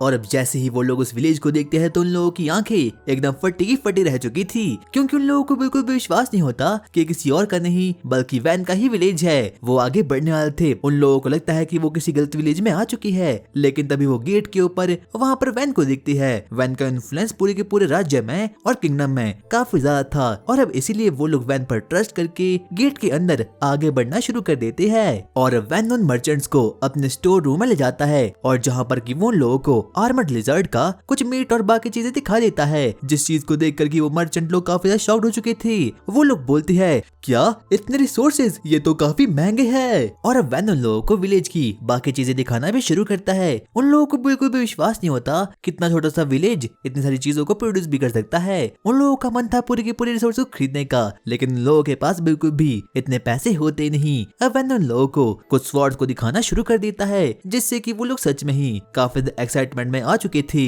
और अब वो लोग वैन को बोलना शुरू करते हैं, हम लोगों को आपके विलेज के साथ बिजनेस करना है। और अब वैन भी उन लोगों को बोलता है, मेरे पास एक ऐसा आइडिया है जिससे कि तुम लोग काफी ज्यादा मुनाफा कमा सकते हो। क्या? आखिरकार वो क्या है? क्यों ना आप लोग हमारे विलेज में एक शॉप को खोल लो। जिस चीज को सुनकर वो मर्चेंट सच में ही काफी ज्यादा शॉक्ड हो चुके थे और अब काफी ज्यादा एक्साइटमेंट में भी आ चुके थे, क्योंकि फ्यूचर में जाकर वैन की विलेज की कॉस्ट और बाकी चीजें सच में ही काफी महंगी होने वाली है। लेकिन उन मर्चेंट के पास इतने पैसे बिल्कुल भी नहीं थे कि वो इस वक्त पर एक शॉप को खोल पाए। लेकिन तभी अब वैन उन लोगों की मदद करने का फैसला करता है। वो अपने प्रोडक्शन मैजिक का यूज करता है और एक ही सेकंड में उस शॉप को वहां पर बिल्ड कर देता है, जिस चीज को देख कर कि वो मर्चेंट लोग सच में ही काफी एक्साइटमेंट में आ चुके थे। लेकिन तभी हम लोग वैन के विलेज के गेट के बाहर दो लड़कियों को देखते हैं। उनमें से एक लड़की के पास बहुत ही बड़े बड़े वाले प्लॉट थे और वो एक बैडी थी, लेकिन दूसरी बहुत ही छोटी और एकदम क्यूटी सी थी। और वहीं दूसरी तरफ वैन तो एस्पार्टा की ट्यूशन क्लास ले रहा था। धीरे धीरे करके अब उन लोगों का विलेज सच में ही काफी बड़ा हो रहा है। तो अब एस्पार्टा उसे बोलता है कि उन लोगों को अपने विलेज को थोड़ा और बड़ा करना होगा और ज्यादातर फोर्ट्रेस हमेशा ही स्क्वायर शेप में होती है। लेकिन वैन का मन थोड़ा सा अलग था। वो उसे बोलता है, एस्पार्टा मैं इस विलेज को फोर्ट्रेस में कन्वर्ट करना चाहता हूँ, लेकिन एक स्टार शेप की फोर्ट्रेस में, जिससे कि जब भी कोई एनिमी हम लोगों पर अटैक करेगा तुम लोगों को बहुत सा टाइम मिल जाएगा। और अब एस्पार्टा को भी ये आइडिया सच में ही काफी ज्यादा ऑसम लगता है और अब वो वैन के साथ स्टार शेप वाली फोर्ट्रेस को बनाने के लिए काम करना शुरू कर देता है। और अब वो सभी के सभी लोग आपस में बात कर रहे थे, लेकिन तभी अचानक से वहाँ पर एक नाइट आता है और वो वैन को बोलता है, मास्टर वैन आपसे मिलने के लिए यहाँ पर कोई आया है। और अब दो लड़कियां वैन से मिलने के लिए आती है। एक के पास बहुत बड़े बड़े प्लॉट थे और उसका नाम मैरा था, और दूसरी एकदम छोटी सी लड़की थी जिसका नाम की आर्ट होता है। और वैन के पास वाले कंट्री के किंग की सबसे छोटी बेटी होती है जिसका नाम होता है काउंट फर्नांडो। और काउंट फर्नांडो कोई और नहीं बल्कि मार्किस का दुश्मन ही होता है। सबसे पहले वैन उन लोगों को रिस्पेक्ट देता है और अब उन लोगों को बिठा देता है आगे। अब वो लोग आपस में बातचीत करना शुरू करते हैं, लेकिन तभी मैरा वैन से बोलती है, तुम्हें क्या लगता है आखिरकार हम लोग यहाँ पर क्यों आए हैं? क्योंकि आपको लगता है कि मैं आपके किंगडम पर नुकसान पहुंचा सकता हूँ, बल्कि ऐसा कुछ भी नहीं है। इसीलिए आप देखने आई हो कि आखिरकार मैं क्या क्या कर सकता हूँ। और अब मैरा को इस आंसर से काफी हंसी आ जाती है। लेकिन तभी मैरा वैन को बोलती है, काउंट फर्नांडो को लगता है कि मार्किस ने अपने सबसे इंटेलिजेंट बेटे को यहाँ पर छोड़ा है ताकि वो इस विलेज को डेवलप कर पाए और एक मिलिट्री बेस बनाकर हमारे किंगडम पर अटैक कर पाए। लेकिन वैन को तो ये बात बिल्कुल भी समझ नहीं आती, इसीलिए वो जोर जोर से हंसना शुरू कर देता है। बाद में जाकर वैन उसे बताता है कि उसके फादर ने उसे यहाँ पर ऐसे छोड़ लिया था क्योंकि उसके पास किसी भी प्रकार का एलिमेंटल मैजिक था ही नहीं। लेकिन मैरा को लगता है कि जो वैन है वो बहाने बना रहा है। और अब मैरा उसकी बात को सुनकर काफी गुस्से में आ चुकी थी, क्योंकि उसे लग रहा था कि जो कुछ भी वैन बोल रहा है वो सभी के सभी झूठ है। लेकिन तभी डेप्यूटी कमांडर डी उसे बोलता है, मैं यहाँ पर मास्टर वैन की ट्रेनिंग कराने के लिए यहाँ पर आया हूँ। यहाँ तक कि मैंने मास्टर वैन के पीछे किंग की ऑर्डर्स को भी नहीं माना। और एस्पार्टा भी बोलता है, अब मैंने अपने किंगडम से रिटायरमेंट ले ली है और मैं यहाँ पर मास्टर वैन के साथ ऑर्डर सिखाने के लिए यहाँ पर आया हूँ। लेकिन तभी टिल भी बोलती है, मैं भी यहाँ पर मास्टर वैन के लिए यहाँ पर आई हूँ क्योंकि मास्टर वैन काफी ज्यादा ही काइंड है। लेकिन तभी मैरा उन लोगों को बोलती है कि अगर उन लोगों को यहाँ पर सिर्फ और सिर्फ अपनी जिंदगी बितानी थी तो उन लोगों ने इतनी जल्दी इतनी ज्यादा डेवलपमेंट कैसे कर दी। तो वैन डिसाइड करता है कि वो अपने गेस्ट को कुछ प्रैक्टिकल मैजिक करके दिखाएगा। अब वो लोग बाहर जाते हैं जहाँ पर कि वो एस्पार्टा को बोलता है, एस्पार्टा क्या तुम प्लीज एक अर्थ वॉल को क्रिएट कर सकते हो। अब एस्पार्टा भी अपने मैजिक का यूज करती है, जिस चीज को देख कर कि मैरा और आर्ट को बिल्कुल भी विश्वास नहीं होता। लेकिन जैसे इस बुढ़ाऊ का माना खत्म हो जाएगा वैसे ही ये अर्थ वॉल भी डिस्ट्रॉय हो जाएगी ना। हाँ आपने सही कहा। लेकिन तभी वैन अपने प्रोडक्शन मैजिक का यूज करता है और अब उस अर्थ वॉल को कंक्रीट वॉल में कन्वर्ट कर देता है, जिस चीज को देख कर कि मैरा और आर्ट सच में ही काफी ज्यादा शॉक्ड हो चुके थे। यहाँ तक कि इतना ही काफी नहीं था कि वैन उन लोगों के सामने एक डोर और एक गेट को वहाँ पर बनवा देता है। और अब मैरा तो इस चीज को देखकर काफी ज्यादा शॉक्ड हो चुकी थी, इसीलिए वो अपना सेकंड गोल वैन को बताना शुरू करती है। दरअसल काउंट फर्नांडो चाहता है कि वैन उसकी छोटी बेटी यानी कि आर्ट के साथ शादी कर ले ताकि वो आगे फ्यूचर में किंगडम पर कभी भी अटैक नहीं कर पाए। लेकिन वैन इस चीज को साफ साफ मना कर देता है और वो उसे बोलता है, नहीं मैं ऐसा नहीं कर सकता क्योंकि इसमें आर्ट की मंजूरी नहीं है। और मैरा भी वैन से काफी ज्यादा इंप्रेस हो चुकी थी। वो उसे बोलती है, लड़के मुझे तुम काफी ज्यादा पसंद आए, तुम आर्ट के लिए काफी अच्छे हो और अगर ये लीगल है तो मुझे भी तुमसे शादी करनी है। और वैन तो इस चीज को देखकर काफी ज्यादा खुश हो चुका था। उसे बिल्कुल भी विश्वास नहीं होता कि उसकी स्वॉर्ड के साथ खेलने के लिए दो लड़कियां एकदम तैयार बैठी है। और अब मैरा भी आर्ट को बोलती है, लेडी आर्ट, आपको वैन से अच्छा इंसान कभी भी मिल नहीं पाएगा। पर आर्ट तो इस बात को सुनकर काफी ज्यादा शाय हो चुकी थी। सॉरी, मैंने अभी तक मैरिज के बारे में नहीं सोचा। लेकिन वैन उसे बोलता है, कोई बात नहीं, ये डिसीजन तुम टाइम लगाकर सोच सकती हो। और अब वो लोग डिसाइड करते हैं कि वो आज की रात वैन के ही विलेज में बिताने वाले हैं। क्या पता वो लोग प्लॉट को भी डेवलप कर सकते हो। लेकिन वैन को इन सभी चीजों में कोई भी इंटरेस्ट नहीं था, इसलिए वो लोगों के लिए अपने प्रोडक्शन मैजिक की हेल्प से एक इन को वहाँ पर क्रिएट कर देता है। रात के समय अब वो लोग डिनर करना शुरू कर देते हैं, जहाँ पर कि वो लोग आपस में बातचीत करना शुरू करते हैं। वैन आर्ट को बोलता है, आखिरकार तुम्हें क्या क्या चीजें पसंद है। और अब आर्ट उसे बताती है कि उसे फ्लावर्स और डॉल के साथ खेलना काफी ज्यादा पसंद है। लेकिन वैन उसे बोलता है, क्या डॉल्स? मैंने आज तक कभी भी डॉल्स को देखा नहीं, क्या तुम मुझे दिखा सकती हो? हाँ, लेकिन वो इस वक्त मेरे कैरेज में है। ठीक है, तुम उस चीज को कल देख लेगी। और अब आर्ट भी इस चीज को देखकर काफी हैप्पी हो चुकी थी कि कोई उसकी जिंदगी में भी थोड़ा बहुत ट्रस्ट ले रहा है। और जाने से पहले आर्ट वैन को बोलती है, आप सच में काफी अच्छे इंसान हो। और अब इतना कहने के बाद वो वहाँ से दौड़ जाती है। और अब एस्पार्टा वैन को बताता है कि काउंट फर्नांडो ने अपनी छोटी बेटी की शादी वैन से तय कर दी है। तो हो सकता है कि उसकी बेटे के पास भी वैन की तरह कोई भी एलिमेंटल मैजिक ना हो, और क्या पता उसने भी वैन की तरह अपनी बेटी को अपने घर से बाहर निकाल दिया हो। तो इसीलिए वैन डिसाइड करता है कि अब वो आर्ट को इस विलेज में रहने देगा, चाहे वो उसे शादी भी ना करे। और अगली सुबह जब वैन आराम से घोड़े बेचकर सो रहा था, तो उसके पास दौड़ते दौड़ते वहाँ पर कैम्सन और टिल वहाँ पर आ जाती है। वो उसे बोलती है, मास्टर वैन प्लीज आपको जल्द से उठना होगा। आखिरकार क्या बात है, क्या हो गया? आपको हमारे साथ वैन लेक पर जाना होगा, क्योंकि वहाँ पर कुछ गड़बड़ी हो चुकी है। जिस चीज को सुनकर कि वैन थोड़ा बहुत हैरान हो चुका था, इसीलिए वो अपने कपड़े पहनता है और अब टिल और कैम्सन के साथ अपने लेक, जिसका नाम की वैन लेक था, वहाँ पर जाना शुरू कर देता है। वो लोग अब आगे बढ़ना शुरू कर देते हैं। और रास्ते में टिल वैन को बताती है कि जो लेक उसने कुछ समय पहले बनाई थी, विलेजर्स ने उसका नाम वैन लेक रख लिया है। अब वैन भी वहाँ पर पहुँच चुका था, जहाँ पर कि उसकी मुलाकात एक मरमेड से होती है। और जब वो मरमेड को देखता है तो वो सच में ही काफी ज्यादा शॉक्ड हो चुका था, क्योंकि इस पूरे के पूरे वर्ल्ड में मरमेड नामक स्पीशीज काफी ज्यादा रेयर होती है और ये कभी भी ऐसे ही दिखती नहीं है। और तभी अब वहाँ पर डेप्यूटी कमांडर डे भी अब वहाँ पर आ चुका था। वैन को मरमेड्स के बारे में ज्यादा कुछ पता नहीं था, इसीलिए अब एस्पार्टा भी उसे बताता है कि आखिरकार मरमेड कैसी होती है और उन लोगों के अंदर क्या काबिलियत होती है। जो कोई भी मरमेड्स होती है वो अक्सर काफी रेयर पानी में पाई जाती है और उन लोगों को बिल्कुल भी विश्वास नहीं होता कि उनकी विलेज के लेक में एक मरमेड अब वहाँ पर उत्पन्न हो चुकी है। वैन उसे कम्युनिकेट करने की कोशिश करता है, लेकिन वो उससे कुछ भी नहीं बोलती। उन लोगों को लगता है कि वो मरमेड बोल नहीं पाती और ना ही तो सुन सकती है, इसीलिए वैन उसे खाने के लिए कुछ दे देता है। वो उसके पास जाता है और अब वो उसे आर्मर्ड लिजर्ड का मीट दे देता है। वो मरमेड सच में ही काफी भूखी प्यासी थी। अब वो आगे बढ़ती है और अब उस मीट को खाना शुरू कर देती है। कहीं ना कहीं अब उसे पता चल चुका था कि जो ये मीट है ये कोई आम मीट नहीं है, बल्कि उन्हीं आर्मर्ड लिजर्ड का मीट है। और अब वो उन लोगों से पूछना शुरू करती है, क्या ये सच में आर्मर्ड लिजर्ड का मीट है? हाँ, ये वही है। आखिरकार उन मॉन्स्टर्स को किसने मारा? और इससे पहले वैन थोड़ा हम्बल बनता और बाकी लोगों को क्रेडिट दे पाता, तभी डी और एस्पार्टा और बाकी विलेजर्स बोलते हैं, इन सभी लोगों को हमारे मास्टर वैन ने खत्म किया है। जिस चीज को सुनकर कि वो मरमेड काफी शॉक्ड हो चुकी थी और इतने में अब वो वहाँ से भाग जाती है। बाद में जाकर अब एस्पार्टा उसे बताता है कि मरमेड्स ऐसी होती है, वो काफी ज्यादा शाय होती है और ना ही तो वो लोग किसी से बात करते हैं। अगली सुबह वो लोग अब वापस से वैन लेक के पास जाते हैं, जहाँ पर कि वो लोग देखते हैं कि मरमेड का पूरा क्लैन अब वहाँ पर आ चुका है। वैन और बाकी लोग उन लोगों को देखकर काफी शॉक्ड हो चुके थे।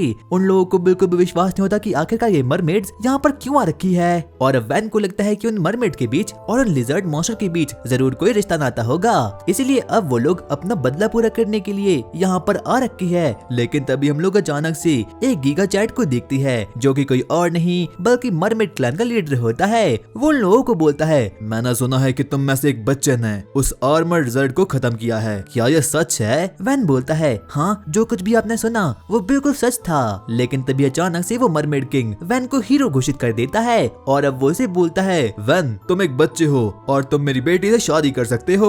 और वैन को इस चीज को सुनकर काफी ज्यादा हैरानी होती है। उसे बिल्कुल भी विश्वास नहीं होता कि आखिरकार ये मरमेड किंग क्या बोल रहा है। वैन, तुम मेरी बेटी लाडा के साथ शादी करने के लिए एकदम कैपेबल हो और मैं खुद तुम्हें अपनी बेटी सौंपता हूँ क्योंकि तुम काफी ज्यादा पावरफुल हो। लेकिन तभी वैन उसके इस ऑफर को साफ साफ ठुकरा देता है। वो उसे बोलता है, अरे नहीं नहीं, मैं ऐसा नहीं कर सकता।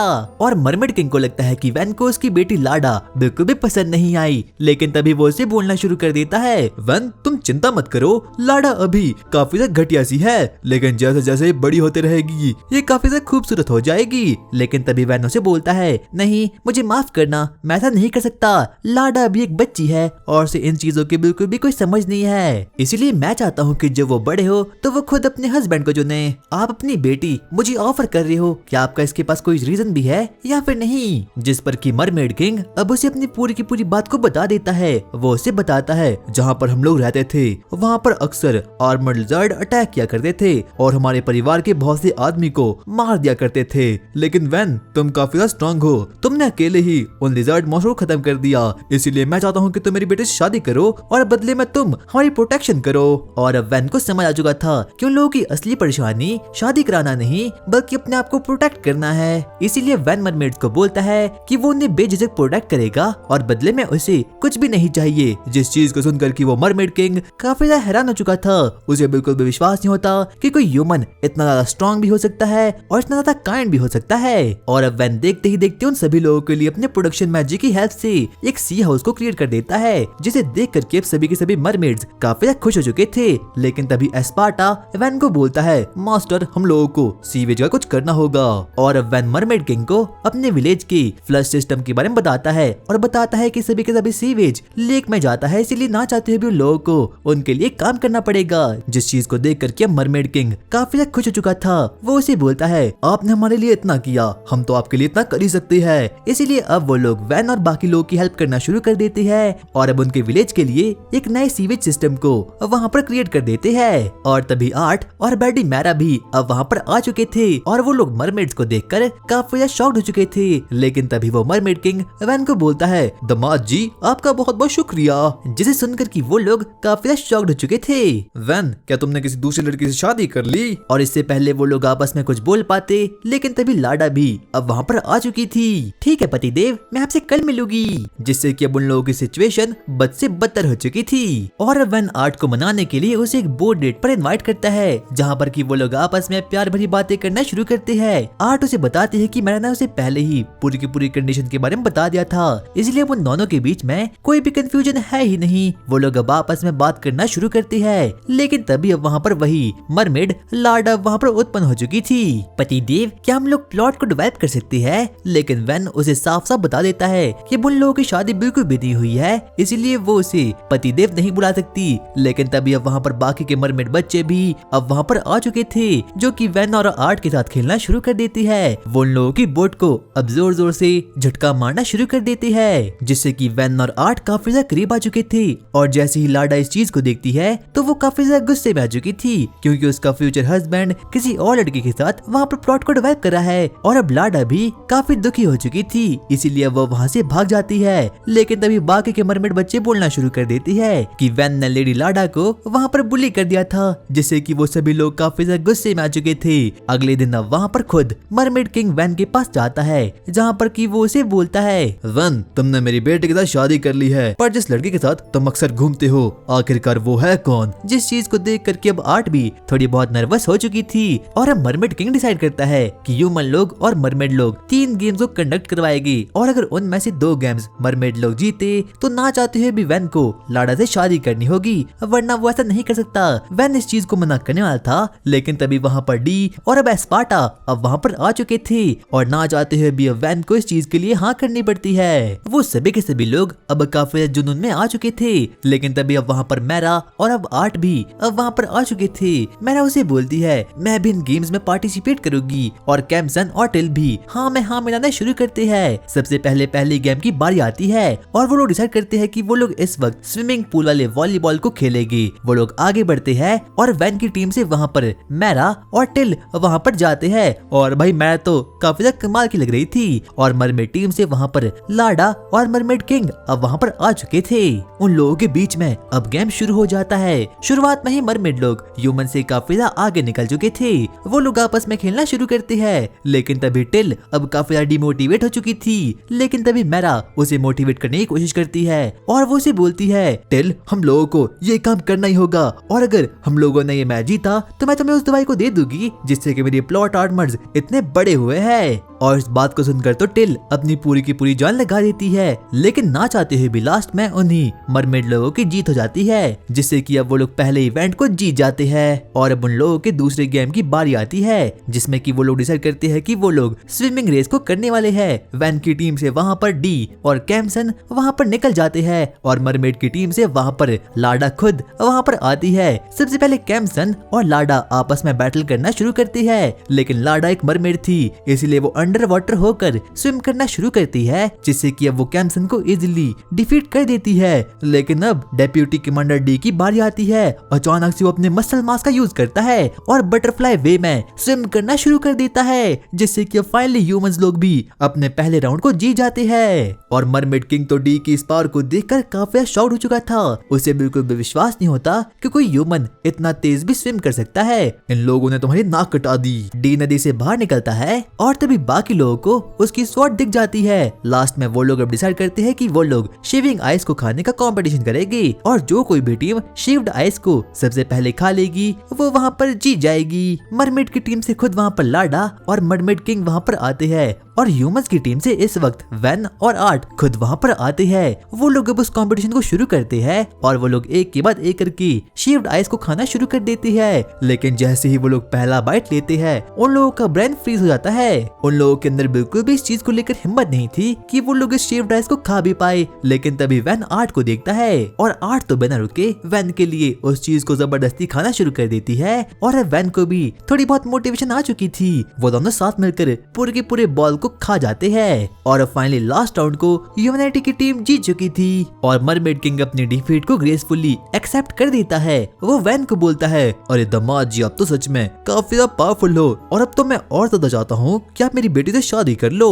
और अब वो लोग वापस से अपने घर की ओर निकल जाते हैं और वैन को बिल्कुल भी समझ आता कि आखिरकार उन लोगों ने इन 3 इवेंट्स को जारी क्यों किया था। और ज्यादा इसको खाने की वजह से वैन का पेट काफी ज्यादा हर्ट करना शुरू कर देता है। लेकिन तभी वहाँ पर वैन के दोस्त और बाकी लोग अब वहाँ पर आ चुके थे और जैसे ही आर्ट इस चीज को देखती है कि वैन के चारों ओर हमेशा उसके दोस्त रहते हैं तो वो काफी ज्यादा हैप्पी हो जाती है। वो अपने मन में बोलती है मुझे भी सैम मास्टर वैन की तरह लाइफ चाहिए, क्योंकि आर्ट की जिंदगी भी बिल्कुल भी ठीक नहीं थी और जब वो छोटी थी तो उसके फादर के पास उसके लिए बिल्कुल भी वक्त नहीं था। वो बड़ी होती गई लेकिन तब भी उसका कोई भी दोस्त नहीं था और ना ही तो कोई लोग उसे मानते थे। और जैसे ही वो 10 साल की हुई उसने अपने मैजिक को ओपन किया जिसका नाम था मैरिनेट मैजिक, जिससे कि वो डॉल्स को पपेट की तरह कंट्रोल कर पाती थी। और जब उसकी मदर को इसके बारे में पता चला तो उसने उसे अपने घर से बाहर फेंक लिया, क्योंकि मैरिनेट मैजिक भी एक यूजलेस सा मैजिक होता है। और 10 साल की उम्र में उसके फादर ने उसे एक ऐसे राजा से शादी करने के लिए बोला जिसके पास की कोई भी पावर नहीं थी, यानी कि वैन के बारे में। वो उसके पास गई लेकिन जब वो वैन से मिली तो वो सबसे अलग था, इसलिए वो सैम वैन के जैसा बनना चाहती है। और अब अगली सुबह वैन अपने वर्कर्स को इकट्ठा करता है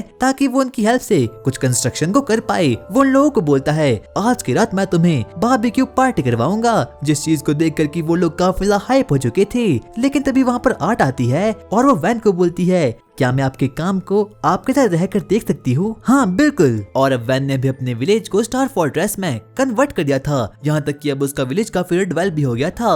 उसके पास अब काफी ज्यादा रैम्पार्ट्स आ चुके थे और यहाँ तक कि उसके हर एक रैम्पार्ट्स के ऊपर काफी ज्यादा एक्सबो भी अब वहाँ पर लग चुके थे। लेडी आर्ट इस चीज को देखकर काफी ज्यादा इम्प्रेस हो चुकी थी, लेकिन तभी अब वहाँ पर पेनेमीरा भी अब वहाँ पर आ चुकी थी और वो भी इस चीज को देखकर काफी ज्यादा इम्प्रेस हो जाती है। जब वैन पेनेमीरा को देखता है तो अपने मन में बोलता है क्या लेडी पेनेमेरा का प्लॉट्स तो काफी ज्यादा ही बड़े हैं और पेनेमेरा का तो बचपन से ही एक ही सपना था कि अब उसे भी अपने किंगडम को बनाना है और एक जगह पर जाकर अपनी जमीन को खरीदना है। लेकिन तभी वो वैन से बोलती है, वैन क्या तुम मुझे बता सकते हो कि आखिरकार वो रैम्पेट्स के ऊपर आखिरकार वो चीज है क्या? और वैन भी उन लोगों को बताना शुरू करता है कि वो कोई आम चीज नहीं है बल्कि वो तो एक वेपन है जिसे कि वो लोग कहते हैं बैलिस्टा या फिर एक्स बो, जो कि कुछ और नहीं बल्कि एरोज और बो है। और वैन भी उसे बताता है कि जो कोई भी एरो होते हैं ये काफी ज्यादा अच्छी स्पीड में जाते हैं और ये किसी को भी खत्म कर सकते हैं, यहाँ तक कि आर्मर्ड लिजर्ड की शेल को भी खत्म कर सकते हैं। जिस चीज को देख कर कि वो दोनों काफी शॉक्ड हो चुके थे, यहाँ तक कि उन लोगों को तो इस पर बिल्कुल भी विश्वास नहीं होता। लेकिन तभी वहाँ पर कैम्सन ऊपर जाता है ताकि वो ये दिखा पाए कि आखिरकार वो एक्स बोज किस प्रकार से वर्क करते हैं। कैम्सन जल्दी से उस एक्स बो को ऑन कर देता है और जैसे उसमें से एक एरो निकलता है वो काफी डिस्ट्रक्शन फैला देता है, जिस चीज को देख कर कि पेनेमेरा और आर्ट काफी ज्यादा ही शॉक्ड हो चुके थे। लेकिन तभी पेनेमेरा जल्दी से वैन के पास जाती है और वो उसे बोलती है, वैन मुझे बिन चीजों को खरीदना है, क्या तुम मुझे 2 दे सकते हो? सॉरी पर ये बिकाऊ नहीं है, तुम जो कुछ कहोगे मैं वो सब कुछ करने के लिए तैयार हूँ। और अब वैन भी कहीं ना कहीं मान जाता है और अब वो उसके साथ डील को बना देता है कि वो उसे 2 एक्सबो देते रहेगा, जिस चीज को देख कर के पेनेमेरा भी काफी शॉक्ड हो चुकी थी क्योंकि जो कोई भी वेपन्स होती है ये काफी ज्यादा इवॉल्व होते हैं। और तभी वैन उसे बताता है कि जो कोई भी चीजें है उसने सिर्फ और सिर्फ इन चीजों को कॉमन आयरन से बनाया है, जिस चीज को देख कर कि भाई पेनेमेरा काफी शॉक्ड हो चुकी थी। लेकिन तभी पीछे से कैम्सन अब वहाँ पर आ जाता है और वो पेनेमेरा को बोलता है, लेडी पेनेमेरा मैं आपको एक सजेशन देना चाहता हूँ। आखिरकार वो क्या है? आपको ये एक्सबोज ज्यादा से ज्यादा खरीदने चाहिए, लेकिन ऐसा क्यों है? और तभी वो उसे समझाने के लिए अपनी स्वॉर्ड को बाहर निकालता है और जब पेनेमेरा उस स्वॉर्ड को देखती है तो वो काफी ज्यादा इम्प्रेस हो चुकी थी क्योंकि आज तक उसने इस प्रकार की स्वॉर्ड को कभी भी देखा ही नहीं था। इतने में ही कैम्सन उसे बताता है, हाँ ये स्वॉर्ड काफी ज्यादा खतरनाक है क्योंकि उसे खुद वैन ने अपने हाथों से क्रिएट किया है। लेकिन पेनेमेरा को तो अभी भी उस स्वॉर्ड पर बिल्कुल भी विश्वास नहीं होता। वो अपनी एक स्वॉर्ड को निकालती है और वो उस बच्चे से बोलती है, बच्चे अगर तुमने मेरी स्वॉर्ड में एक स्क्रैच भी लगा दिया तो मैं तुम्हें मार जाऊंगी। और अब कैम्सन भी वैन की दी गई स्वॉर्ड को बाहर निकालता है और एक स्लैश में पेनेमेरा की स्वॉर्ड को काट कर रख देता है। और जिस चीज को देख कर की पेनेमेरा काफी शॉक्ड हो चुकी थी, वो उसे बोलती है, हाँ अब तो मैं ज्यादा एक्सबो खरीदना चाहती हूँ, ठीक है जैसा आपको सही लगे। वो लोग आपस में बात कर ही रहे थे, लेकिन तभी दौड़ते दौड़ते दूर से औरतों की पार्टी वहाँ से आ जाती है। लेकिन तभी उन लोगों के पीछे वहाँ पर एक फॉरेस्ट ड्रैगन अब वहाँ से बाहर निकलता है। औरतों की पार्टी अपनी जान को बचाने के लिए आगे बढ़ना शुरू कर देती है, यहाँ तक कि वैन और बाकी लोग भी अब उस ड्रैगन को देखकर काफी शॉक्ड हो चुकी थी क्योंकि जो कोई भी ड्रैगन होते हैं उनके पास सच में ही काफी खतरनाक सी पावर होती है। लेकिन तभी पेनेमेरा वैन के पास जाती है और वो उसे बोलती है, वैन तुम चिंता मत करो, मैं तुम्हारी पूरी की पूरी हेल्प करूंगी। और यहाँ तक कि वो ड्रैगन तो रुकने का बिल्कुल भी नाम नहीं लेता, वो लोग की ओर आगे बढ़ना शुरू करता है, यहाँ तक कि औरतों की पार्टी भी अब अपनी जान को बचाने के लिए आगे बढ़ना शुरू करती है। लेकिन जो कोई भी फॉरेस्ट ड्रैगन होते हैं उनके पास सच में ही काफी ओपी सी पावर होती है। लेकिन तभी पेनेमेरा लोगों को बोलती है, मैं फाइट करने के लिए जा रही हूँ, बदले में आप लोग प्लीज लेडी आर्ट का ध्यान रखो। इतने में ही वैन भी अब आर्ट के पास जाता है, वो उसे बोलता है, लेडी पेनेमेरा मुझे माफ करना कि मैंने आपको इस सिचुएशन में डाल दिया, लेकिन दिक्कत की कोई बात नहीं क्योंकि हम और हमारी टीम इस फॉरेस्ट ड्रैगन को जरूर खत्म करके रहेगी। इतने में ही हम लोग वापस से उस फॉरेस्ट ड्रैगन को देखती है जो कि उन लोगों की ओर आगे बढ़ना शुरू करता है। टिल मैं चाहता हूँ कि तुम लेडी आर्ट को किसी सेफ प्लेस पर ले जाओ और प्लीज डी को यहाँ पर आने के लिए बोलो। ठीक है मास्टर, जैसा आप कहो। आगे वो ड्रैगन वापस से औरतों और बाकी लोगों पर अटैक करना शुरू कर देता है। लेकिन तभी वैन अपने आदमियों को बोलता है, जल्दी से उन एक्सबो को चलाओ और उस ड्रैगन के विंग्स पर हमला करो। और अब वो लोग उस पर हमला करने वाले थे, लेकिन तभी वो लोग देखते हैं कि उनमें से एक एडवेंचर साथी नीचे गिर चुका था और अब वो फॉरेस्ट ड्रैगन उसे खाने के लिए आगे बढ़ता है। लेकिन तभी ऑर्थो उस ड्रैगन का ध्यान भटकाने के लिए कुछ अजीब अजीब सी हरकतें करना शुरू करता है, लेकिन कुछ भी नहीं होता। लेकिन तभी उनमें से एक मोटू एडवेंचर जिसका नाम की कुसाल था, वो कुछ करता है जिससे कि वो ड्रैगन उसके पीछे पड़ चुका था।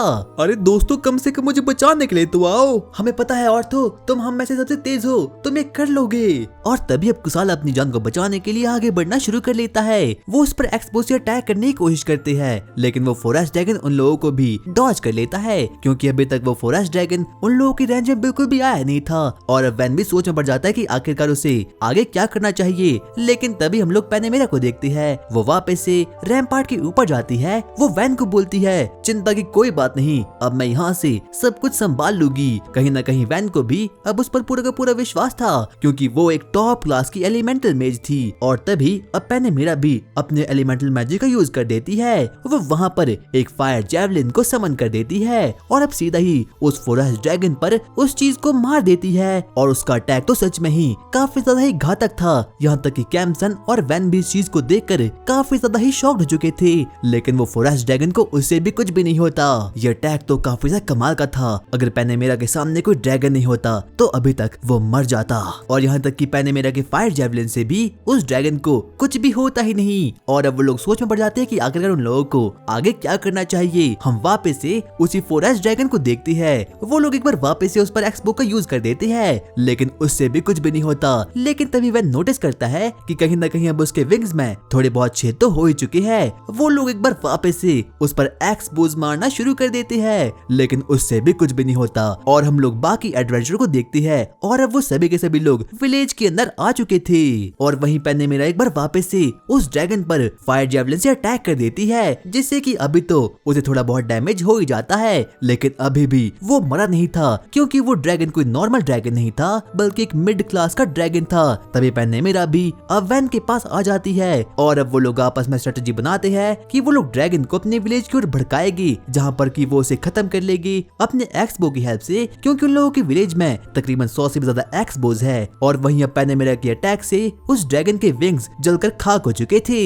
लेकिन अब वो ड्रैगन वापस से जाग जाता है। वैन और बाकी लोग अब अपनी जान को बचाने के लिए वहाँ से भाग जाते हैं। लेकिन अब वो ड्रैगन तो काफी ज्यादा गुस्से में आ चुका था। उन लोगों के पास अब कोई भी ऑप्शन नहीं बचता कि वो लोग उस ड्रैगन को वहाँ पर रोक सकती है। लेकिन तभी ठीक समय पर वहाँ पर एस्पार्टा आता है और बड़ी बैडस वे में उसकी ओर आगे बढ़ना शुरू कर देता है। आप चिंता मत कीजिए, अब वक्त आ चुका है थोड़ा और फार्म करने का। वो आगे बढ़ता है और अब उस ड्रैगन पर अपने अर्थ मैजिक का यूज करके उसे बेहोश कर देता है। ये तो बच्चों का खेल था। एस्पार्टा जल्दी करो, ये मौका और फार्म करने का है। और अब मौका देखते ही वैन अपने विलेज की ओर आगे बढ़ना शुरू करता है, ताकि वो लोग वहाँ जाकर अपने प्लान को एग्जीक्यूट कर पाए। और इतने में ही पेनेमेरा कहती है, बच्चे हम लोगों ने अपनी पोजीशन को ले लिया है, आखिरकार अब हम लोगों को क्या करना चाहिए। वैन उन लोगों को बताता है कि जैसे ड्रैगन यहाँ पर आएगा तो पेनेमेरा उस पर वापस से फायर स्पेल का यूज कर देगी और बाकी लोग उस पर एक्सबो मारेगी, जिससे कि वो फाइनली खत्म हो जाएगा। और बदले में मैं तुम सभी को ड्रैगन मीट भी दूंगा। ठीक है, हम सब रेडी है। और अब वो ड्रैगन भी उन लोगों से लड़ने के लिए एकदम रेडी हो चुका था और अब वो आगे बढ़ना शुरू कर देता है। यहाँ तक कि वैन और उसके साथी भी अब उसे खत्म करने के लिए एकदम रेडी हो चुके थे। लेकिन तभी हम लोग वापस से डी और उसकी पार्टी मेंबर्स को देखते हैं और अब वो लोग भी बैटलफील्ड को ज्वाइन कर लेते हैं। और उन सभी लोगों में इतना कॉन्फिडेंस इसीलिए था क्योंकि उन लोगों के पास वैन के बनाए हुए काफी ज्यादा पावरफुल सी हथियार थी। डी आगे बढ़ता है और अब उस ड्रैगन पर अटैक कर देता है, लेकिन तभी वो ड्रैगन भी अब उसके अटैक को डॉज कर लेता है। वो वापस से डी को मारने के लिए आगे बढ़ता है, लेकिन तभी डी के पार्टी मेंबर्स उसके पास आते हैं और अब उसे प्रोटेक्ट कर देते हैं। लेकिन उस ड्रैगन की ताकत तो काफी ज्यादा ओवर पावर्ड थी, इसीलिए ना चाहते हुए भी एस्पार्टा को वापस से आगे बढ़ना पड़ता है और वो उस ड्रैगन पर अपने अर्थ मैजिक का यूज करके उसे ट्रैप करके रख देता है। कहीं ना कहीं अब डी और उसके साथियों को पता चुका था कि वो लोग अकेले कभी भी इस फॉरेस्ट ड्रैगन को खत्म नहीं कर पाएगी, इसलिए वो लोग डिसाइड करते हैं कि वो लोग वापस से रिट्रीट हो जाएगी। वो ड्रैगन उनकी ओर आगे बढ़ना शुरू कर देता है। वैन को लगता है कि ये बिल्कुल सही मौका है, वो पेनेमेरा को आदेश दे देता है और तभी अब पेनेमेरा भी अपने फ्लेयर ब्लास्ट को वहाँ पर समन कर देती है और अब वो उस पूरे के पूरे अटैक को उस ड्रैगन पर फेंक देती है। वैन अपने बाकी लोगों को आदेश देता है, जल्दी से उस ड्रैगन पर उन एक्सबो को चलाओ। सभी लोग ऐसा ही करते हैं और अब वो लोग उस पर एक्सबो मारना शुरू कर देते हैं और अब उन लोगों को लगता है कि उन लोगों ने फाइनली उस ड्रैगन को खत्म कर लिया है। डी उसकी ओर चुपके आगे बढ़ना शुरू करता है, लेकिन तभी अचानक से वो फॉरेस्ट ड्रैगन अपनी आंख खोलता है और उस पर अटैक करने के लिए आगे बढ़ता है। लेकिन तभी अचानक से डी अपनी स्वॉर्ड से एक ही स्लैश में उसकी हेड को खत्म कर देता है और लास्ट में जाकर अब फाइनली वो लोग उस ड्रैगन को खत्म कर देते हैं। और अब सभी के सभी लोग इस चीज को देखकर काफी ज्यादा ही खुश हो चुके थे। लेकिन तभी दौड़ते दौड़ते अब वहाँ पर लेडी आर्ट और बाकी लोग अब वहाँ पर आ चुके थे। पेनेमेरा भी इस चीज को देखकर काफी ज्यादा खुश हो चुकी थी और अब वो वैन को बोलती है कि ड्रैगन को खत्म करने के चक्कर में उन लोगों को ड्रैगन स्लेइंग सेरेमनी को सेलिब्रेट करना होगा। और अब कहीं ना कहीं वैन भी इस चीज को मान जाता है। मुझे अपने वेपन्स को और ज्यादा इवॉल्व करना होगा। और अब वो सभी के सभी लोग ड्रैगन स्लेइंग सेरेमनी को सेलिब्रेट करने के लिए विलेजर्स के पास जाते हैं, जहाँ पर की पूरे का पूरा गाँव उन लोगों को सुनना शुरू करता है। वैन और पेनेमेरा बाकी विलेजर्स को बताना शुरू करते कि आखिरकार यहाँ पर हुआ क्या था। जैसे कि आप लोग जानते हैं कि हाल फिलहाल में हमारे विलेज पर एक ड्रैगन ने अटैक कर दिया था। वो ड्रैगन काफी ज्यादा पावरफुल था और यहाँ तक कि उसके पास इतनी पावर थी कि वो एक सिटी, यहाँ तक कि किंगडम को भी खत्म कर सकता था। लेकिन हमारे विलेज की बात कुछ अलग है और हम लोगों ने बड़ी इजीली उस ड्रैगन को स्ले कर दिया। आगे अब वो लोग डी को ड्रैगन स्लेयर का टाइटल देते हैं क्योंकि उसने एक ही स्लैश में उस ड्रैगन की मुंडी को खत्म कर दिया था। और अब अगली रिस्पेक्ट वो लोग पेनेमेरा को देते हैं क्योंकि उसके एलिमेंटल मैजिक से ये बिल्कुल भी संभव नहीं हो पाता। और अब बारी आती है एलिमेंटल मेज एस्पार्टा की, क्योंकि एस्पार्टा ने भी इस वॉर में उनका काफी साथ दिया था। लेकिन तभी पेनेमेरा बोलती है लॉर्ड वैन की स्ट्रेटेजी से हम लोग कभी भी उस ड्रैगन को खत्म नहीं कर पाते। और यहाँ तक कि सभी के सभी ऑडियंस लॉर्ड वैन के नाम को सुनकर एकदम बावली हो रखी थी। मैं अपने करियर में काफी लोगों से मिली हूँ, लेकिन लॉर्ड वैन जैसा मुझे आज तक कोई नहीं मिला। और अब पेनेमेरा को भी अपना पास्ट याद आता है और दरअसल उसका जन्म एक नाइट फैमिली में हुआ था, लेकिन जैसे ही वो थोड़ी बड़ी हुई तो उसका मैजिकल एम्पलीट्यूड बाकी लोगों को पता चल गया और उसके पास एक एलिमेंटल मेज की पावर थी। तो इसीलिए उसकी फैमिली ने उसे कंट्री के लिए बेच दिया और उसने स्क्वाड कमांडर बनने के लिए काफी कुछ सैक्रिफाइस कर लिया, जैसे कि अपनी नींद। और जैसे ही वो 16 साल की हुई तो वो डेप्यूटी कमांडर बन गई और बाद में जाकर किंग ने उसके टैलेंट को पहचाना और उसे टाइटल दिया जिसका नाम था विस्काउंटेस। और ये टाइटल ओहदे में काफी बड़ा होता है। और एक दिन काउंट फर्नांडो ने आर्ट के लिए उसे अपने घर इनवाइट किया। हाँ, यही वो लड़की है जिसके साथ कि तुम्हें जाना है। ठीक है लॉर्ड, मैं समझ चुकी हूँ। पेनेमेरा लेडी आर्ट के पास गई। लेडी आर्ट, मेरा नाम विस्काउंटेस पेनेमेरा है और मैं ही आपके साथ आपकी जर्नी पर जाने वाली हूँ। ये बात याद रखना, अगर वो लड़का पावरफुल हुआ तो ही वो आपका फियांसे बन सकता है। मेरे पेरेंट्स मुझे नहीं चाहते ना, इसीलिए वो मुझे मेरे घर से निकाल रहे हैं। नहीं, ऐसा बिल्कुल नहीं है, क्योंकि आपके सभी के सभी सिबलिंग्स को फियांसे मिल चुकी है सिवाय आपके।